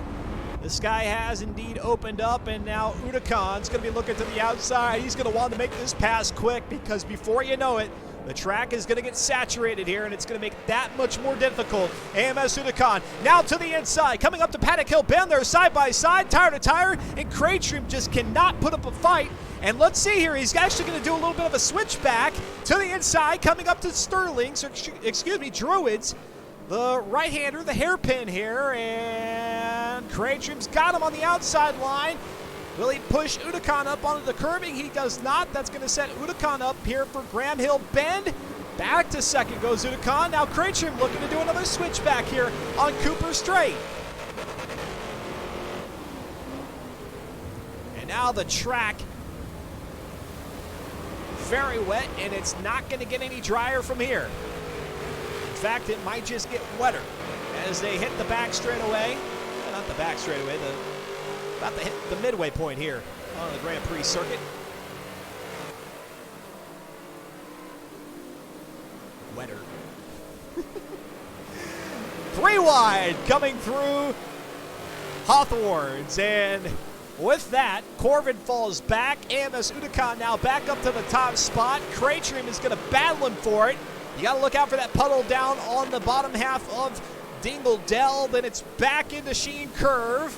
And you'll see up here as we come to Sterling's where that ponding of water is. And that's where Udacon is currently set up because he has no room there on the outside. But he makes it happen. Gets back out there in front of Craytrim. Udacon, Craytrim, Corbin, 1, 2, and 3 on the end of lap number 5. Get through Clark Curve. Back out onto the Brabham Straight. Civic Element saying this is a great race out in the front. And Slipstream says, don't forget about me. Those headlights, those headlamps beaming back there. And Craytrim through Paddock Hill. He's going to open up the inside there to Corbin. Corbin not able to take advantage of it. There goes Udacon once again off the track. A little bit too much of the tires there tapping the kitty litter. And that's going to allow a double pass. Craytrim back up to first. Corbin in second, Udacon in third. Now Corbin's going to go to the outside with Craytrim. Well, Craytrim's going to lead him into Cooper Straight with Udacon to the inside line. Let's see here as the camera comes off of Craytrim a little bit. That's going to be Udacon to the inside, and unfortunately for Corbin, he's going to go well wide. That's going to allow Slipstream to move up to third, Udacon to second, and the SGR driver back to fourth.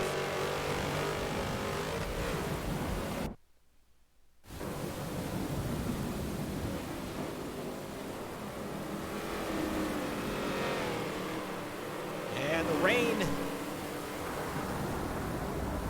raining on their parade. Out here at Brands Hatch. Craytrim now trying to establish a lead. As we go to the virtual Autosport rewind. I'm going to slap your name, your brand name on the rewind.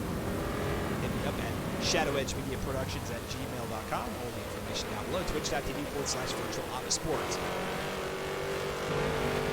Craytrim heading back toward the start-finish line out of Clark for the beginning of lap number 7. This race running a little bit quicker than that out at Maple Valley. Maple Valley a tad bit longer than the Brands Hatch GP circuit. And now back down the hill out of turn 1.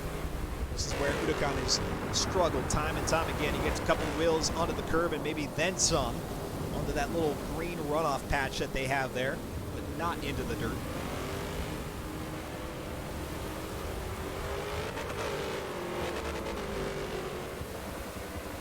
Corbin in third, Slip in fourth. Let's go to slipstreams.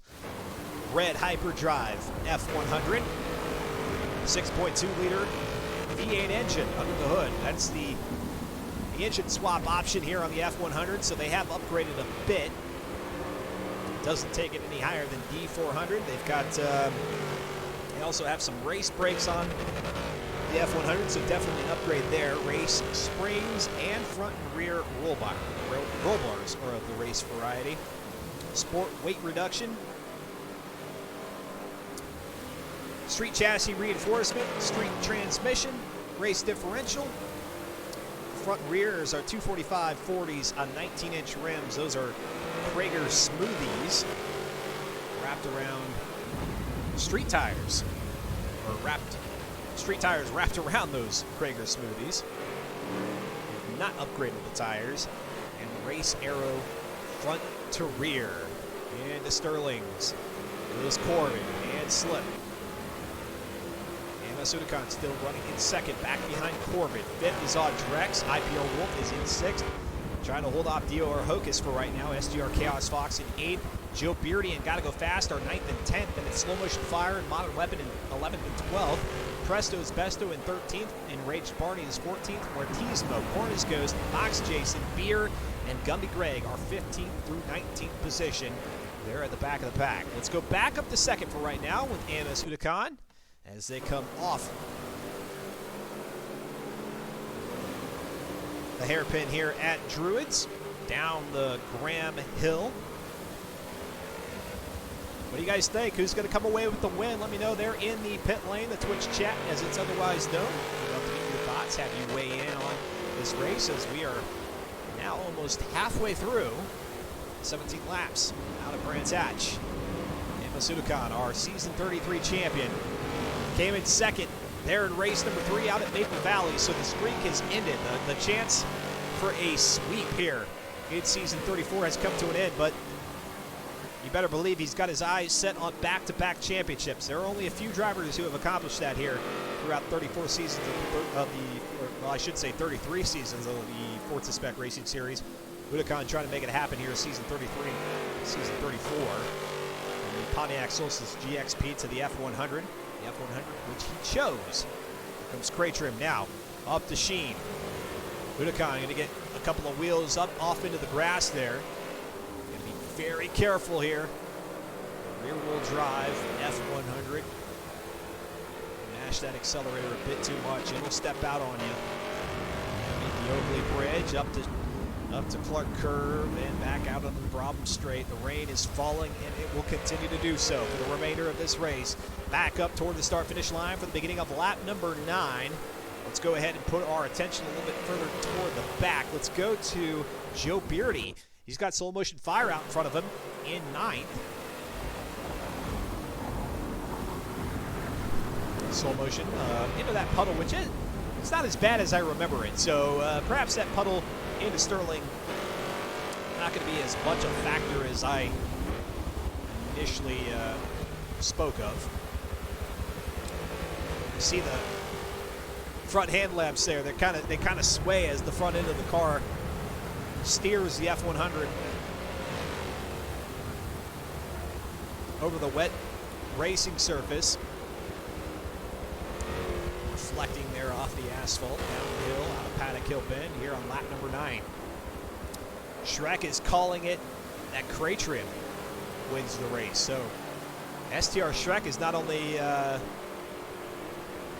thinking that Craytrim, who got the win out at Maple Valley, not only does he grab the win there, but he thinks he'll do it here at Brands Hatch. Back up to the front we go. And Zudakan is putting the pressure on. He gets out a little bit wide out of Westfield, and that puts him 2 or 3 car lengths back now.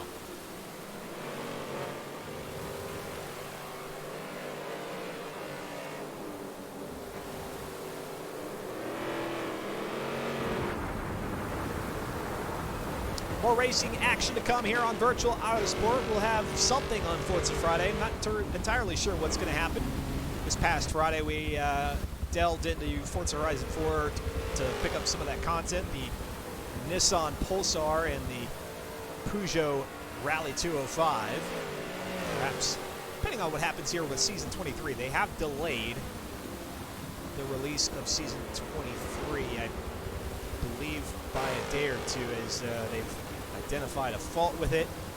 The folks over at Turntid Studios and Playground Games, and probably under the direction of Xbox Game Studios and Microsoft, deciding to cut off their content here for the week as it relates to the Forza Monthly Update, with the events that are happening here in the States, and now starting to see peaceful, productive protest happening around the world as the rallying cry for equality for all men and women and children sounds off once again, and rightfully so, across the globe. Comes Udakan down the hill, out of Pilgrim's Drop, back into Hawthorne's once again. And Krejcir, he definitely has parts of the track where it seems like he's got it nailed down. Udakan then falls off a bit, and then here on the back half, Udakan seems to reel him in. So maybe Udakan still having issues coming down Paddock Hill Bend, where we've seen him step out into the kitty litter, act as if he's going to play, build out some sandcastles there for a bit, and then decides to get back out on the track. He's done that a couple of times. Fell back as far as third or fourth. I think third is his lowest position back. And that's Udakan, who qualified with the top time, 1 full second quicker at that than his nearest competitor. Corbin in third, Slip in fourth. Audrex has caught up with them in fifth. So where Audrex was on his little own racing island, he's made use of that to bring that AMD Risen car back up toward the front. Already looking at the top 5, but not let him get the commentator curse. He does slide it through turn number 1, able to recover and keep himself from going out into the dirt, which is good, because even though he's got a sizable run here on DOR Hocus and IPR Wolf, who are there in 6th and 7th, doesn't want to give them any more reason to look for their top 5 finish. Drex wants to secure that. Maybe we'll get 1 or 2 positions better as he heads into Sterling, or excuse me, Surtees. Lap 11. Back up to Amos Udakan, whose dot almost was sitting right there on top. And actually, it looks like Amos Udakan, because he's dealing with lap traffic and crate trim, able to find himself up to the top spot now. Caster Raccoon telling us there in the pit lane, good save by Audrex. It was a good save. And now, donning the clown garb is Amos Udakan, who told us coming out of week number 1 that he just has forgotten to take the that costume off, that avatar outfit off, and apparently has done so for a second time here in week number 2. I think it was Ghibli Jibs in our Twitch chat there in week 1 who pointed out that Udakan was looking quite menacing there with the clown avatar, and a couple of our drivers telling us that they were getting excited about Spa, because then they can put the Spa driver gear on, the robe and cucumber face mask. Some comical driver gear here in Forza Motorsport 7. Krejcir in second as we see Amos Udakan now into the top spot. In third is Corbin. Slipstream in fourth, Audrex in fifth. Sixth is Hocus, who has now, at least for now, put IPR Wolf a little bit further back in his rearview mirror. Chaos Fox driving all by himself, coming out of turn number 1. It's So Much Fire in 9th, Joe Beardy in 10th, Presto in 11th. Gotta go fast as 12th. Mortismo up to 13th position. Model Weapon in 14th. Born as Ghost not having a good run here out at Brands Hatch. He finds himself in 15th right now. 16th is Enraged Barney, and there goes Udakan running a little bit wide. It's going to allow Krejcir to close in.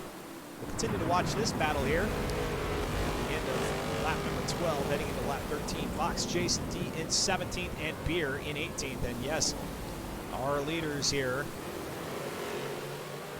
our front runners, are going to be dealing with more of the back marker traffic in about a lap or two.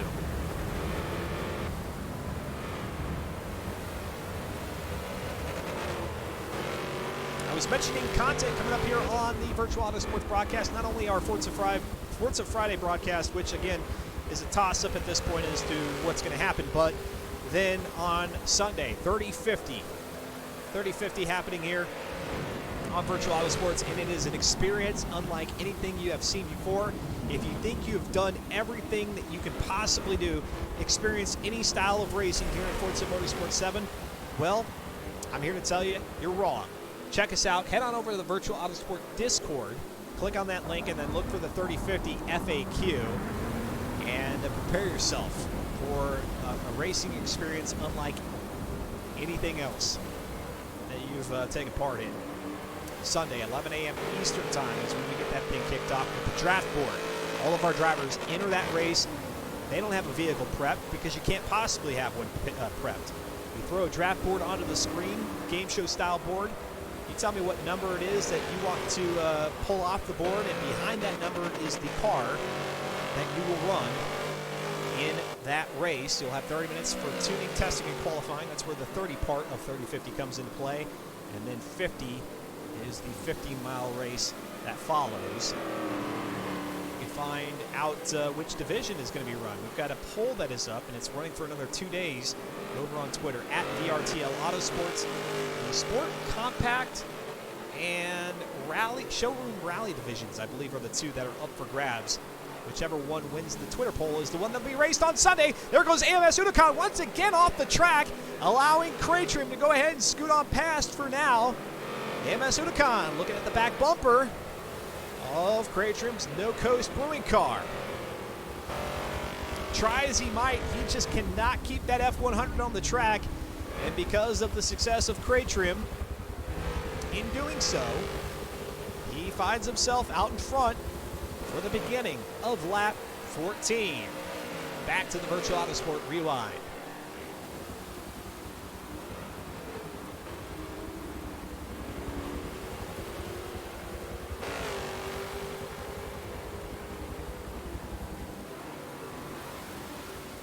That mishap.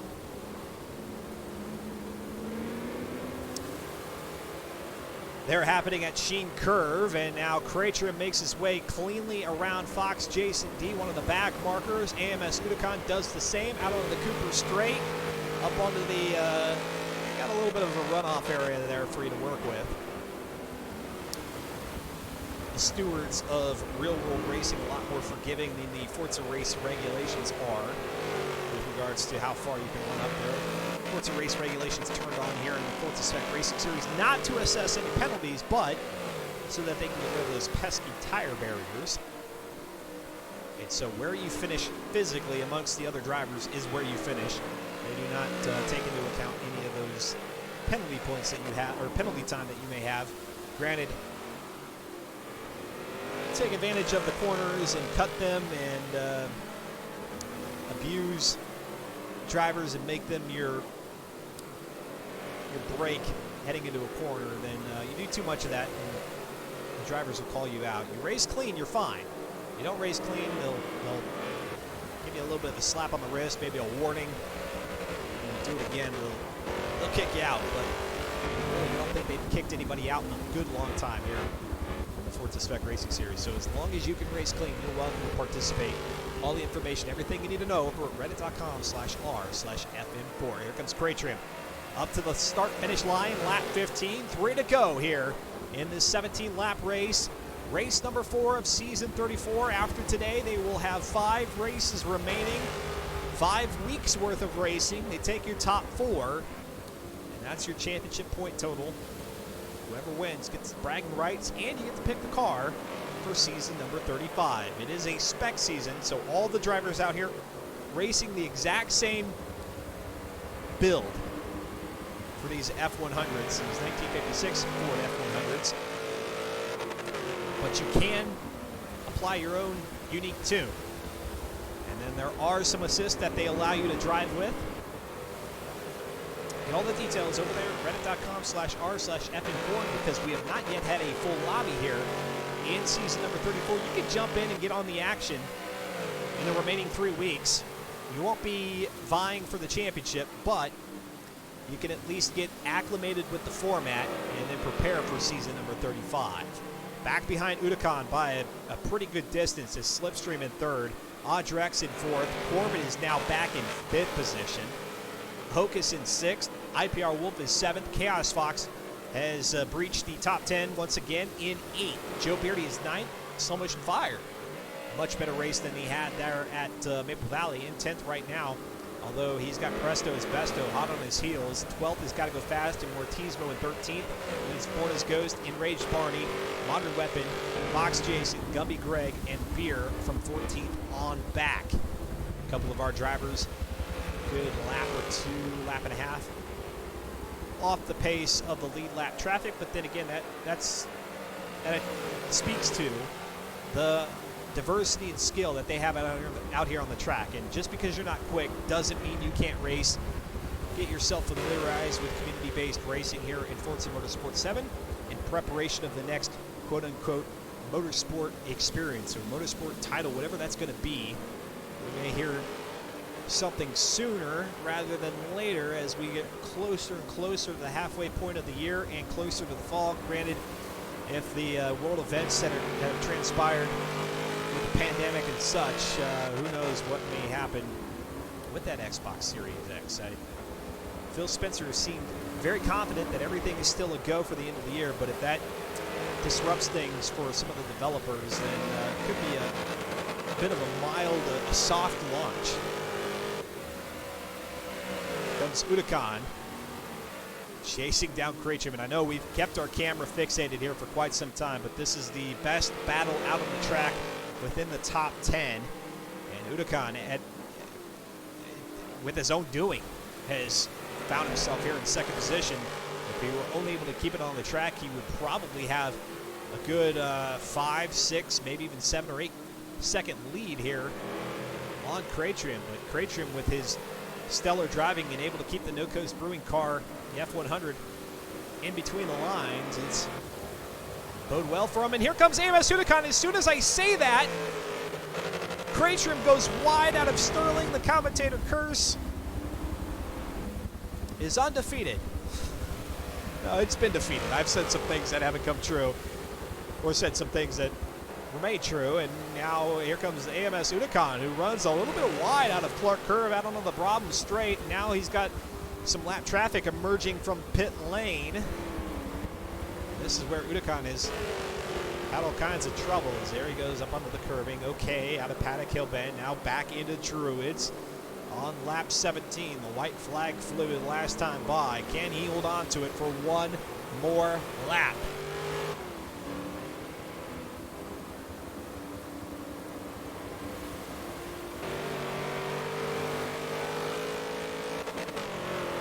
Last lap here in race number 4 of season 34. A total of 9 races to be had, so they'll have 5 more to go after tonight. And after the first race of week number 3, a week from tonight, they will be halfway through the season. Here they come, down Pilgrim Drop for the last time in the rain.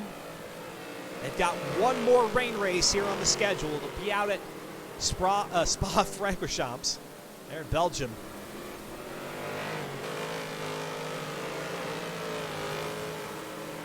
And now Udakan expanding upon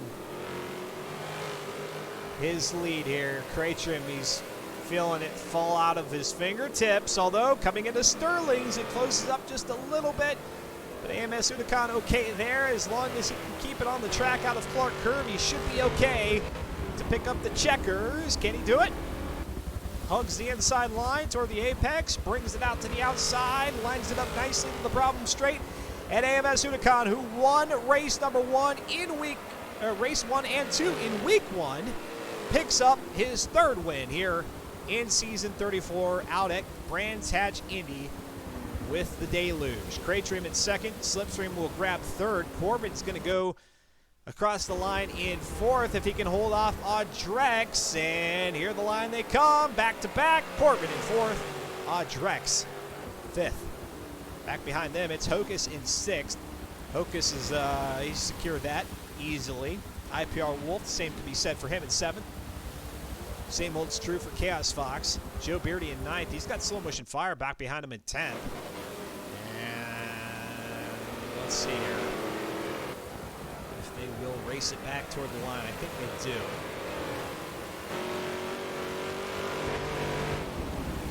I think as long as you're on the lead lap, they race it back to the line. Anybody who's off the lead lap, they just go ahead and pull off to the side of the road. And here comes Joe Beardy, ninth. Slow in 10th. Good recovery from the first race here for Slow. And in 11th is Presto. Got to go fast in 12th. Board is Ghost in 13th. Enraged Barney is 14th. Mortizbo 15th. Modern Weapon 16th. Jason, Fox Jason D in 17th. Gumby Greg, Beer 18th and 19th. There you go, folks. That's how things end out here. The continuous rain. It's going to dampen not only the back half of the race, but as they sit here before Udakan takes his victory lap. And Slow Motion Fire will take into account where everybody finished. I will do the same. I'm going to go ahead and run 3 minutes of ads. You're not going to miss anything, and it supports the broadcast. And then anybody who joins us late as we talk to some of our drivers here, they'll be able to avoid those pre-rolled ads. So if you can hang tight for a little bit, please do. And of course, the more you watch the channel, the more pit pass points you will accrue, and then you can redeem those for our June 2020 raffle for the $100 Steam digital gift card that will be given away here on June 28th. I'm Dustin Moore. This is Virtual Autosports. We'll be right back after these commercial break. Not these commercial breaks. This one commercial break. Stay tuned.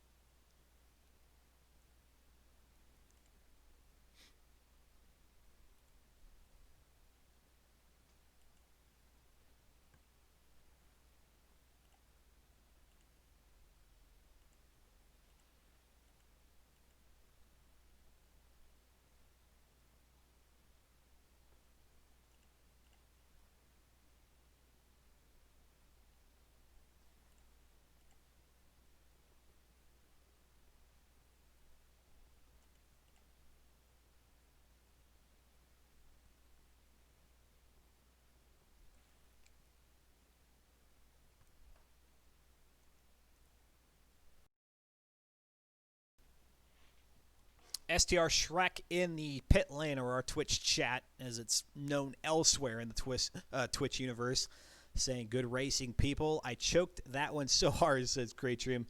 You're very, very close. For those of you not getting any ads right now, thanks for hanging tight, as we'll bring some of our drivers into the driver spotlight to close out the evening, get their thoughts on the race. SGR Chaos Fox will be the first one to join us in here after about another minute worth of ads. Krachim says, Udakan kept me honest, though. He did, and I would say that you kept him honest as well. There were plenty of instances where Udakan had to recover from his own faults, and then to be able to secure the win, certainly had to keep it in shape there on that final lap. Final 2 or 3 laps that he was out in front of you. Yes, we will talk to some of our drivers here to conclude week number 2 of season 34. And then our next broadcast on Friday for Forza Friday. Again, who knows? I'm not sure what that'll entail, but come back at 6 p.m. I think that, 6 p.m. Eastern time on Friday.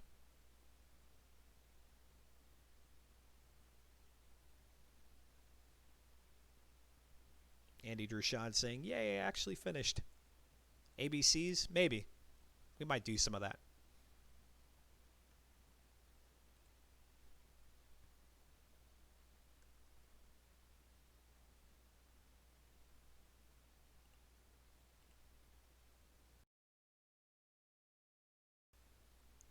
Waiting once again for the frames to return. Not that it matters because we're on a static image, but thanks for hanging out. Virtual Auto Sports here live on Twitch TV as we have finished our second race of the evening and therefore put the capstone here on week number 2 of 5 in season number 34 after a soaker out there at Brands Hatch. We've got another one on tap 1 week from tonight, 8 p.m. Eastern. First will be Spa. And then a dry race after that, which I'll have to revisit the schedule because I'm not recalling what that track is. But now we have joining us once again here in the driver's spotlight, SGR Chaos Fox, and you guys started doing donuts and all that before I was able to take note of where everybody finished. But let me see here. If I got it down right, it looks like maybe 8th position for you. Yes, Another 8th top position. 10. Yeah. The race was good until it started raining. Which didn't take long. I think it was only 5 or 6 laps in, and then it started falling. Almost near the end of lap 5, if I remember right. That's when the rain started coming down. And I was having a good race with Hocus, but Hocus is a lot better in the wet than I am because I fell back from him. I know him and Wolf were having a fight, and I just ended up in no man's land in 8th place and just had a race by myself. Yeah, Hocus was able to get the better of Wolf there. Hocus finishing 6th, Wolf in 7th, Chaos Fox here in 8th position out in front of Joe Beardy in Slow Motion Fire. You talk about when the rain started falling is when things got bad for you, but that being said, are you pretty... obviously, another top 10 finish. Pretty content with grabbing 8th. All things considered, I wasn't super confident with this race because rain racing in this truck, when I was practicing, I was really not too thrilled with how the truck is. But 8th place and no real mishaps. I went off the track a couple times, but that was before I really got a good line down. But overall, I'm happy. No real mishaps, no real accidents, and I'll take a good finishing position, not near anybody, rather than duking it out and then throwing away a race. So, anything you've learned here in the rain out at Brands Hatch that maybe you carry forward to Spa, or have you already done some testing in the wet out at Spa? I actually have not done any testing on Spa in the rain yet. I do want to run some laps when I get the chance. I don't want to go run into it blind, but the truck, it's just I got to tinker with some more things, but the truck understeers heavily when it's fully slick out. Mm-hmm. Yeah, no, it's just really bad. Which, if my notes are correct, no upgrade there to the tires, but here in Forza Motorsport 7, whenever there is rain, it does throw on the wet tires for you, but still not helping out. No, not at all. Talking with SGR Chaos Fox as we wrap up race number 4 here of the season. 5 more races remaining, grabbing yet another top 10 finish. The Spa race coming up, and then let me see. This is a great opportunity for me to look at what is ahead here in week number 3. Then it's Sonoma to start the second half of season 34. And then it'll be dry on out and no fictional tracks. It's Sonoma, Watkins Glen, Homestead Speedway, Hockenheim Marine to close things out. Which track are you looking forward to most now that you've kind of gotten used to the F100? Honestly, I think Watkins Glen and Sonoma are going to be a lot of fun. I really like those 2 tracks. Was there any track in the way things work here in the Forza Spec Racing Series is that if you select or if you guess what the vehicle is, after Slow Motion Fire takes some pretty obscure photos of the vehicle, if you guess what it is, you get to pick a track. Did you get a chance to select a track here in Season 34? Unfortunately, no. I was actually kind of dumbfounded on what to make of the sneak peek photos, and I didn't really investigate it like I did the previous seasons. So I took a stab at it. It was wrong, and I was like, eh. What did you guess, if you can remember? Uh, Honestly, I don't even remember. Because I knew it was something old. I remember suggesting. I'm trying to think what else has like vents that are on the F100, and it just completely eludes me now that I'm put on the spot. Yeah, that's okay. No worries. It's not a life or death question there at all. Yeah. I mentioned all the tracks that are in front of us. Homestead there on week number 4, so it's not something you got to immediately look at. Maybe I'll get the proverbial one race at a time, Dustin. But what do you make of what do you make of the oval race in the F100? And is that something you're excited about, or maybe is that you would rather them all be road circuits? Honestly, I got a good tune for the oval, and these trucks, you put the right tune on these things, and they're actually a lot of fun. It's one of those cars where the wrong tune and you hate the track, and the right tune, it's a lot of fun. So I'm glad I got some help finding a good tune. Thank you, Corvid, for the tune for the oval. So I am looking forward to the oval race. I was just about to say one of your teammates, now that you're a part of the Scrubs Go Racing Team, SGR, whether or not you and Corvid were in cahoots there with regards to setting up the tunes. Would you say that your driving styles are similar between the two of you, or there's a little bit of a nuance there that you've got to kind of account for whenever you do borrow a tune from him? Our driving styles are a little bit different. However, the way we set up our cars seems to be really similar, so it works out in my favor. Okay. Alrighty. SGR Chaos Fox, any shout outs or anything you want to say here to close out? One big shout out to my buddy Andy, Yeah. Fox Jason. Uh-huh. Although he DNF'd last race, he did have a strong finish this race. So once again, I am proud of him. Yeah, and Fox Jason D joining the FM4 crew here for the first time in season number 34 and diving in. You know, it's not always easy, especially jumping in on a season where it's the 1956 F100. But Andy making it happen. Andy Dershawn there in our pit lane. So shout out there to Andy, who says, "Yay, I actually finished." Indeed, you did. Congratulations. And now, bringing into the pit lane, the driver's spotlight actually is IPR Wolf. And IPR Wolf, Chaos Fox had mentioned that you were fighting it out there with Dior Hokus, unable to get around Dior Hokus for 6th position. Instead, you pick up 7th. Still pretty good spot. Yeah, I'm happy with his top 10, so on and so forth. You know me. Yeah, that would be me too. I'd be elated with any top 10. Taking a look here at the standings entering to tonight's race. So obviously these could change a little bit, but yeah, you were in 7th position there behind Fear the Fun. I know some of the folks there in our pit lane saying, "Hey, shout out to Fear the Fun. Hope to see him here in week number 3." But yeah, you might jump up the leaderboard. Do you find yourself surprised, or is this pretty much where you expect to be here on the left side of the board, looking at maybe taking a run at 5th or 6th overall in the next couple of weeks? To be completely honest with you, this whole series is a surprise to me because I wasn't expecting to actually take part in any of the races. So I'm just here to get what I can get. What was your ride like? As we mentioned, you were battling it out there with Hocus for probably much of the race there. I didn't get a good chance to take the camera back, but it did sound like you guys were going at it for 6 for a while. Is there something that you've learned about Hocus's driving style that you'll look for at Spa, assuming that you guys will be closely matched again, or do you think maybe you've got it figured out here in the F100 and you can get around him?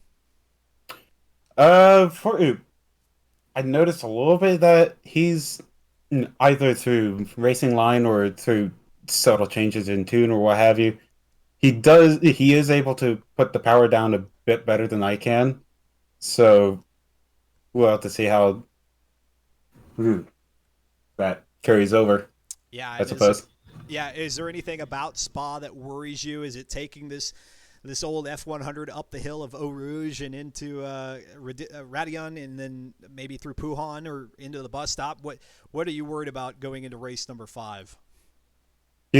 pretty much said it right in the first two things. So Rouge in these trucks, I can only imagine how that be, especially side by side, like it probably would be in the beginning of the race and all that.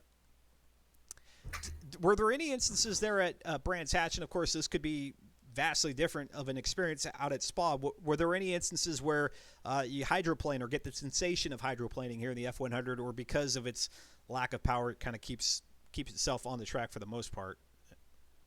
It definitely hydroplanes. I did notice sometimes I would hit a puddle and the rear end would come around a little bit because of just how much, obviously, friction goes on when you hydroplane and all that. So, so there is a little bit of that. Yeah, well, great racing here today, and especially after what had happened out there at Maple Valley, and maybe we can flash back to that real quick.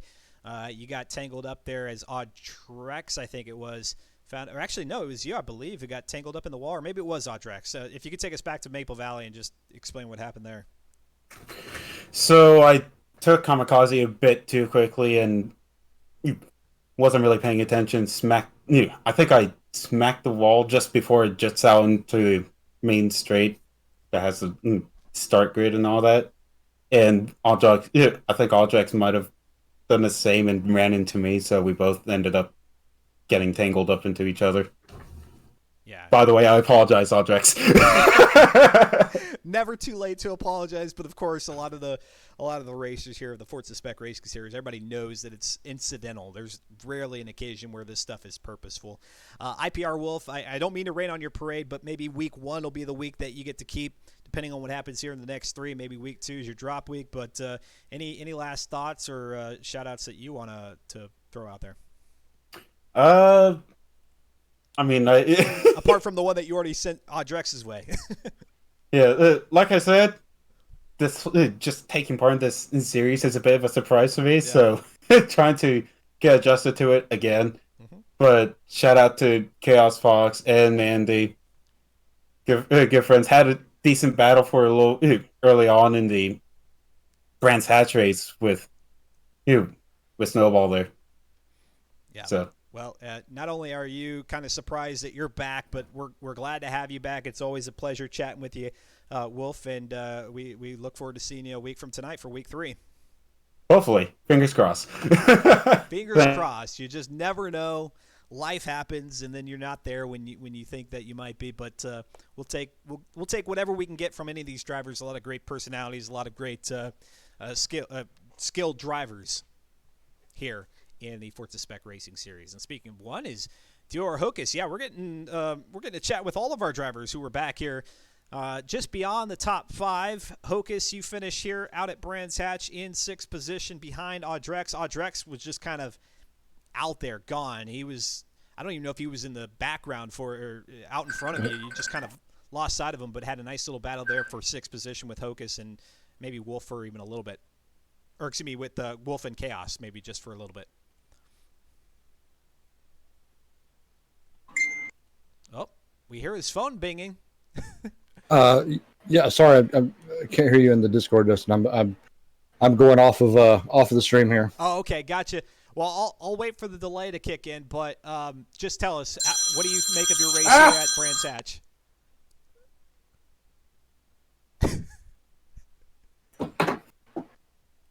We'll try to get Hocus back in here in just a second. He's having all kinds of fun. He's got the phone ringing. He's got me trying to chat with him, but he's listening through the stream. So we'll give Hocus maybe here another 30 seconds and see if we can't reclaim him here in the driver's spotlight. And maybe we'll have another driver or two talk with us here this evening. But, yes, putting the wraps on week number 2. Slow Motion Fire will get the scoreboard updated, which you can find over there at reddit.com/r/FM4. Yes, for the championship points, either week 1 or week 2 will be the drop week for a lot of our drivers, which oftentimes means that the transition from that week to this one doesn't result in a lot of changing a position on the leaderboard. It's when we get into week 3 and then week 4 that picture really starts to develop of what is the storyline, who's gunning for the championship heading into week number 5. But certainly as soon as we have those official points tallied, I oftentimes get the scoreboard posted up over on my Twitter, so make sure you're following me there at VRTL Autosports on Twitter. And then, of course, anything else that happens here on the broadcast, I post up there. And then if there's any Forza Motorsport or Forza Horizon news, I often retweet that so that you can keep up to date with the latest and greatest that's happening in the Forza franchise. All right, let's try this again. Dior Hocus, can you hear me loud and clear this time?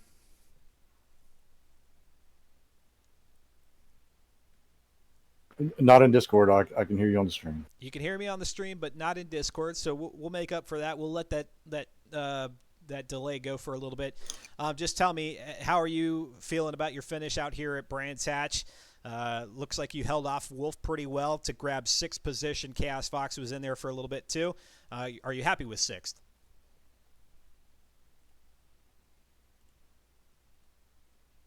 I'm extremely happy with 6th. I got 2 6th place finishes tonight. I'm extremely happy with.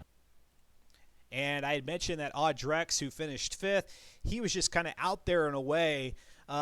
Any chance that you'll be able to reel him in out here at Spa, the next race number 5, and then after that is race 6, which I've already lost track of what that's going to be. That 6th race out there at Sonoma. What's it going to take for you to reel in Audrex?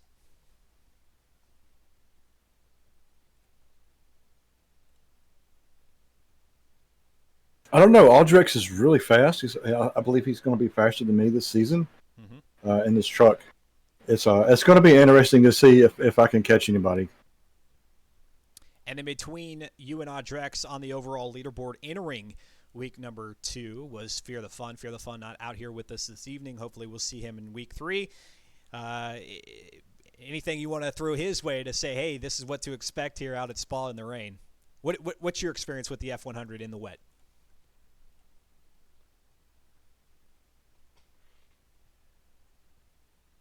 It's a little bit tail happy, and it doesn't turn into corners very well. It likes to slide everywhere.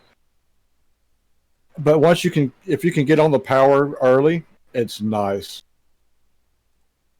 If you can get on the power early, you can get the thing to grip, then the truck works out pretty well, says Dior Hocus, who's joining us here in the driver's spotlight after finishing 6th at Brands Hatch. I kind of rattled off some of the tracks that are out ahead of us here in season number 34. Beyond Spa and Sonoma is Watkins Glen. Then we go out to the Oval of Homestead and Hockenheim Ring. Any particular track that you're looking forward to?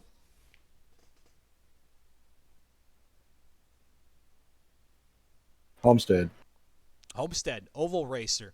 Any adjustments you're going to make to the vehicle, to the truck to get it ready for the Oval?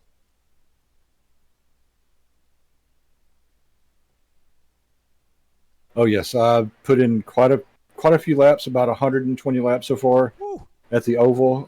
I've got it down to I think 40.78.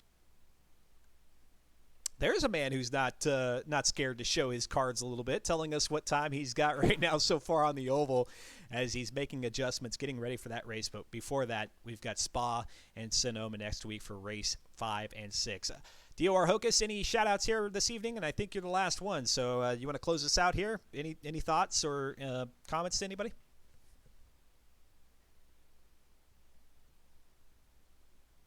Yeah, shout out to Fear the Fun. Missed him tonight. Good buddy. Hope he feels better. That indeed. We love to see all of our drivers make it back and be able to race week in, week out, every Tuesdays, 8 p.m. Eastern time, right here on Virtual Autosports. Pardon me, I lost my breath there for a second. Now I've redeemed it. I've got it back. There you go, folks. Week 2 is in the books. We're all good. That was pretty uneventful for a race in the rain in the F100. I thought it might be a lot more dramatic than it really turned out to be. Certainly it came down to the last couple of laps there with AMS Udakan getting the win. And so, again, this is 3 wins for him here in Season 34. All of our drivers from Cratrim on down to Corbett and Slipstream and Audrex, even back there to Hocus and Wolf. They're going to have to really lay it on thick here with AMS Udakan and try to keep him from being in position to take the championship. If AMS Udakan has great runs and picks up more wins here in week 3, 4, and 5. That's going to put them in a great position to go back-to-back season 33, 34 championships. But you know the other drivers, they're gunning for them. They want to put an end to that back-to-back talk and make it happen early. So week 2 will be his drop week, assuming that everything else looks good from here on out. But if they can continue to challenge him, then maybe week 2 is not the drop week, and that'll keep everybody maybe in the thick of the running all the way up to week number 5. Because we love to see that. We love to see competition all the way up to the finale. If we've already crowned our champion coming out of week 4, it's a little bit less exciting. Granted, it gives the drivers all the more reason to go all out on that last race, knowing that they're not going to ruin it for the championship points leader. But we like to see them take it all the way up to that final lap of race number 9, week 5, which again will be out at Hockenheimring for 60 laps. So a big one to look forward to, but not before we get through Spa in the wet, Sonoma short. That'll be 10 laps out at Spa, 21 at Sonoma. And I don't know why I have Sonoma.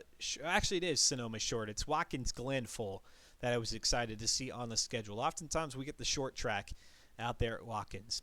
All right, folks, that's going to do it for me here tonight. Dustin Moore signing off for another broadcast here on Virtual Auto Sports. If you've enjoyed the content and you haven't yet clicked that follow button, please do so.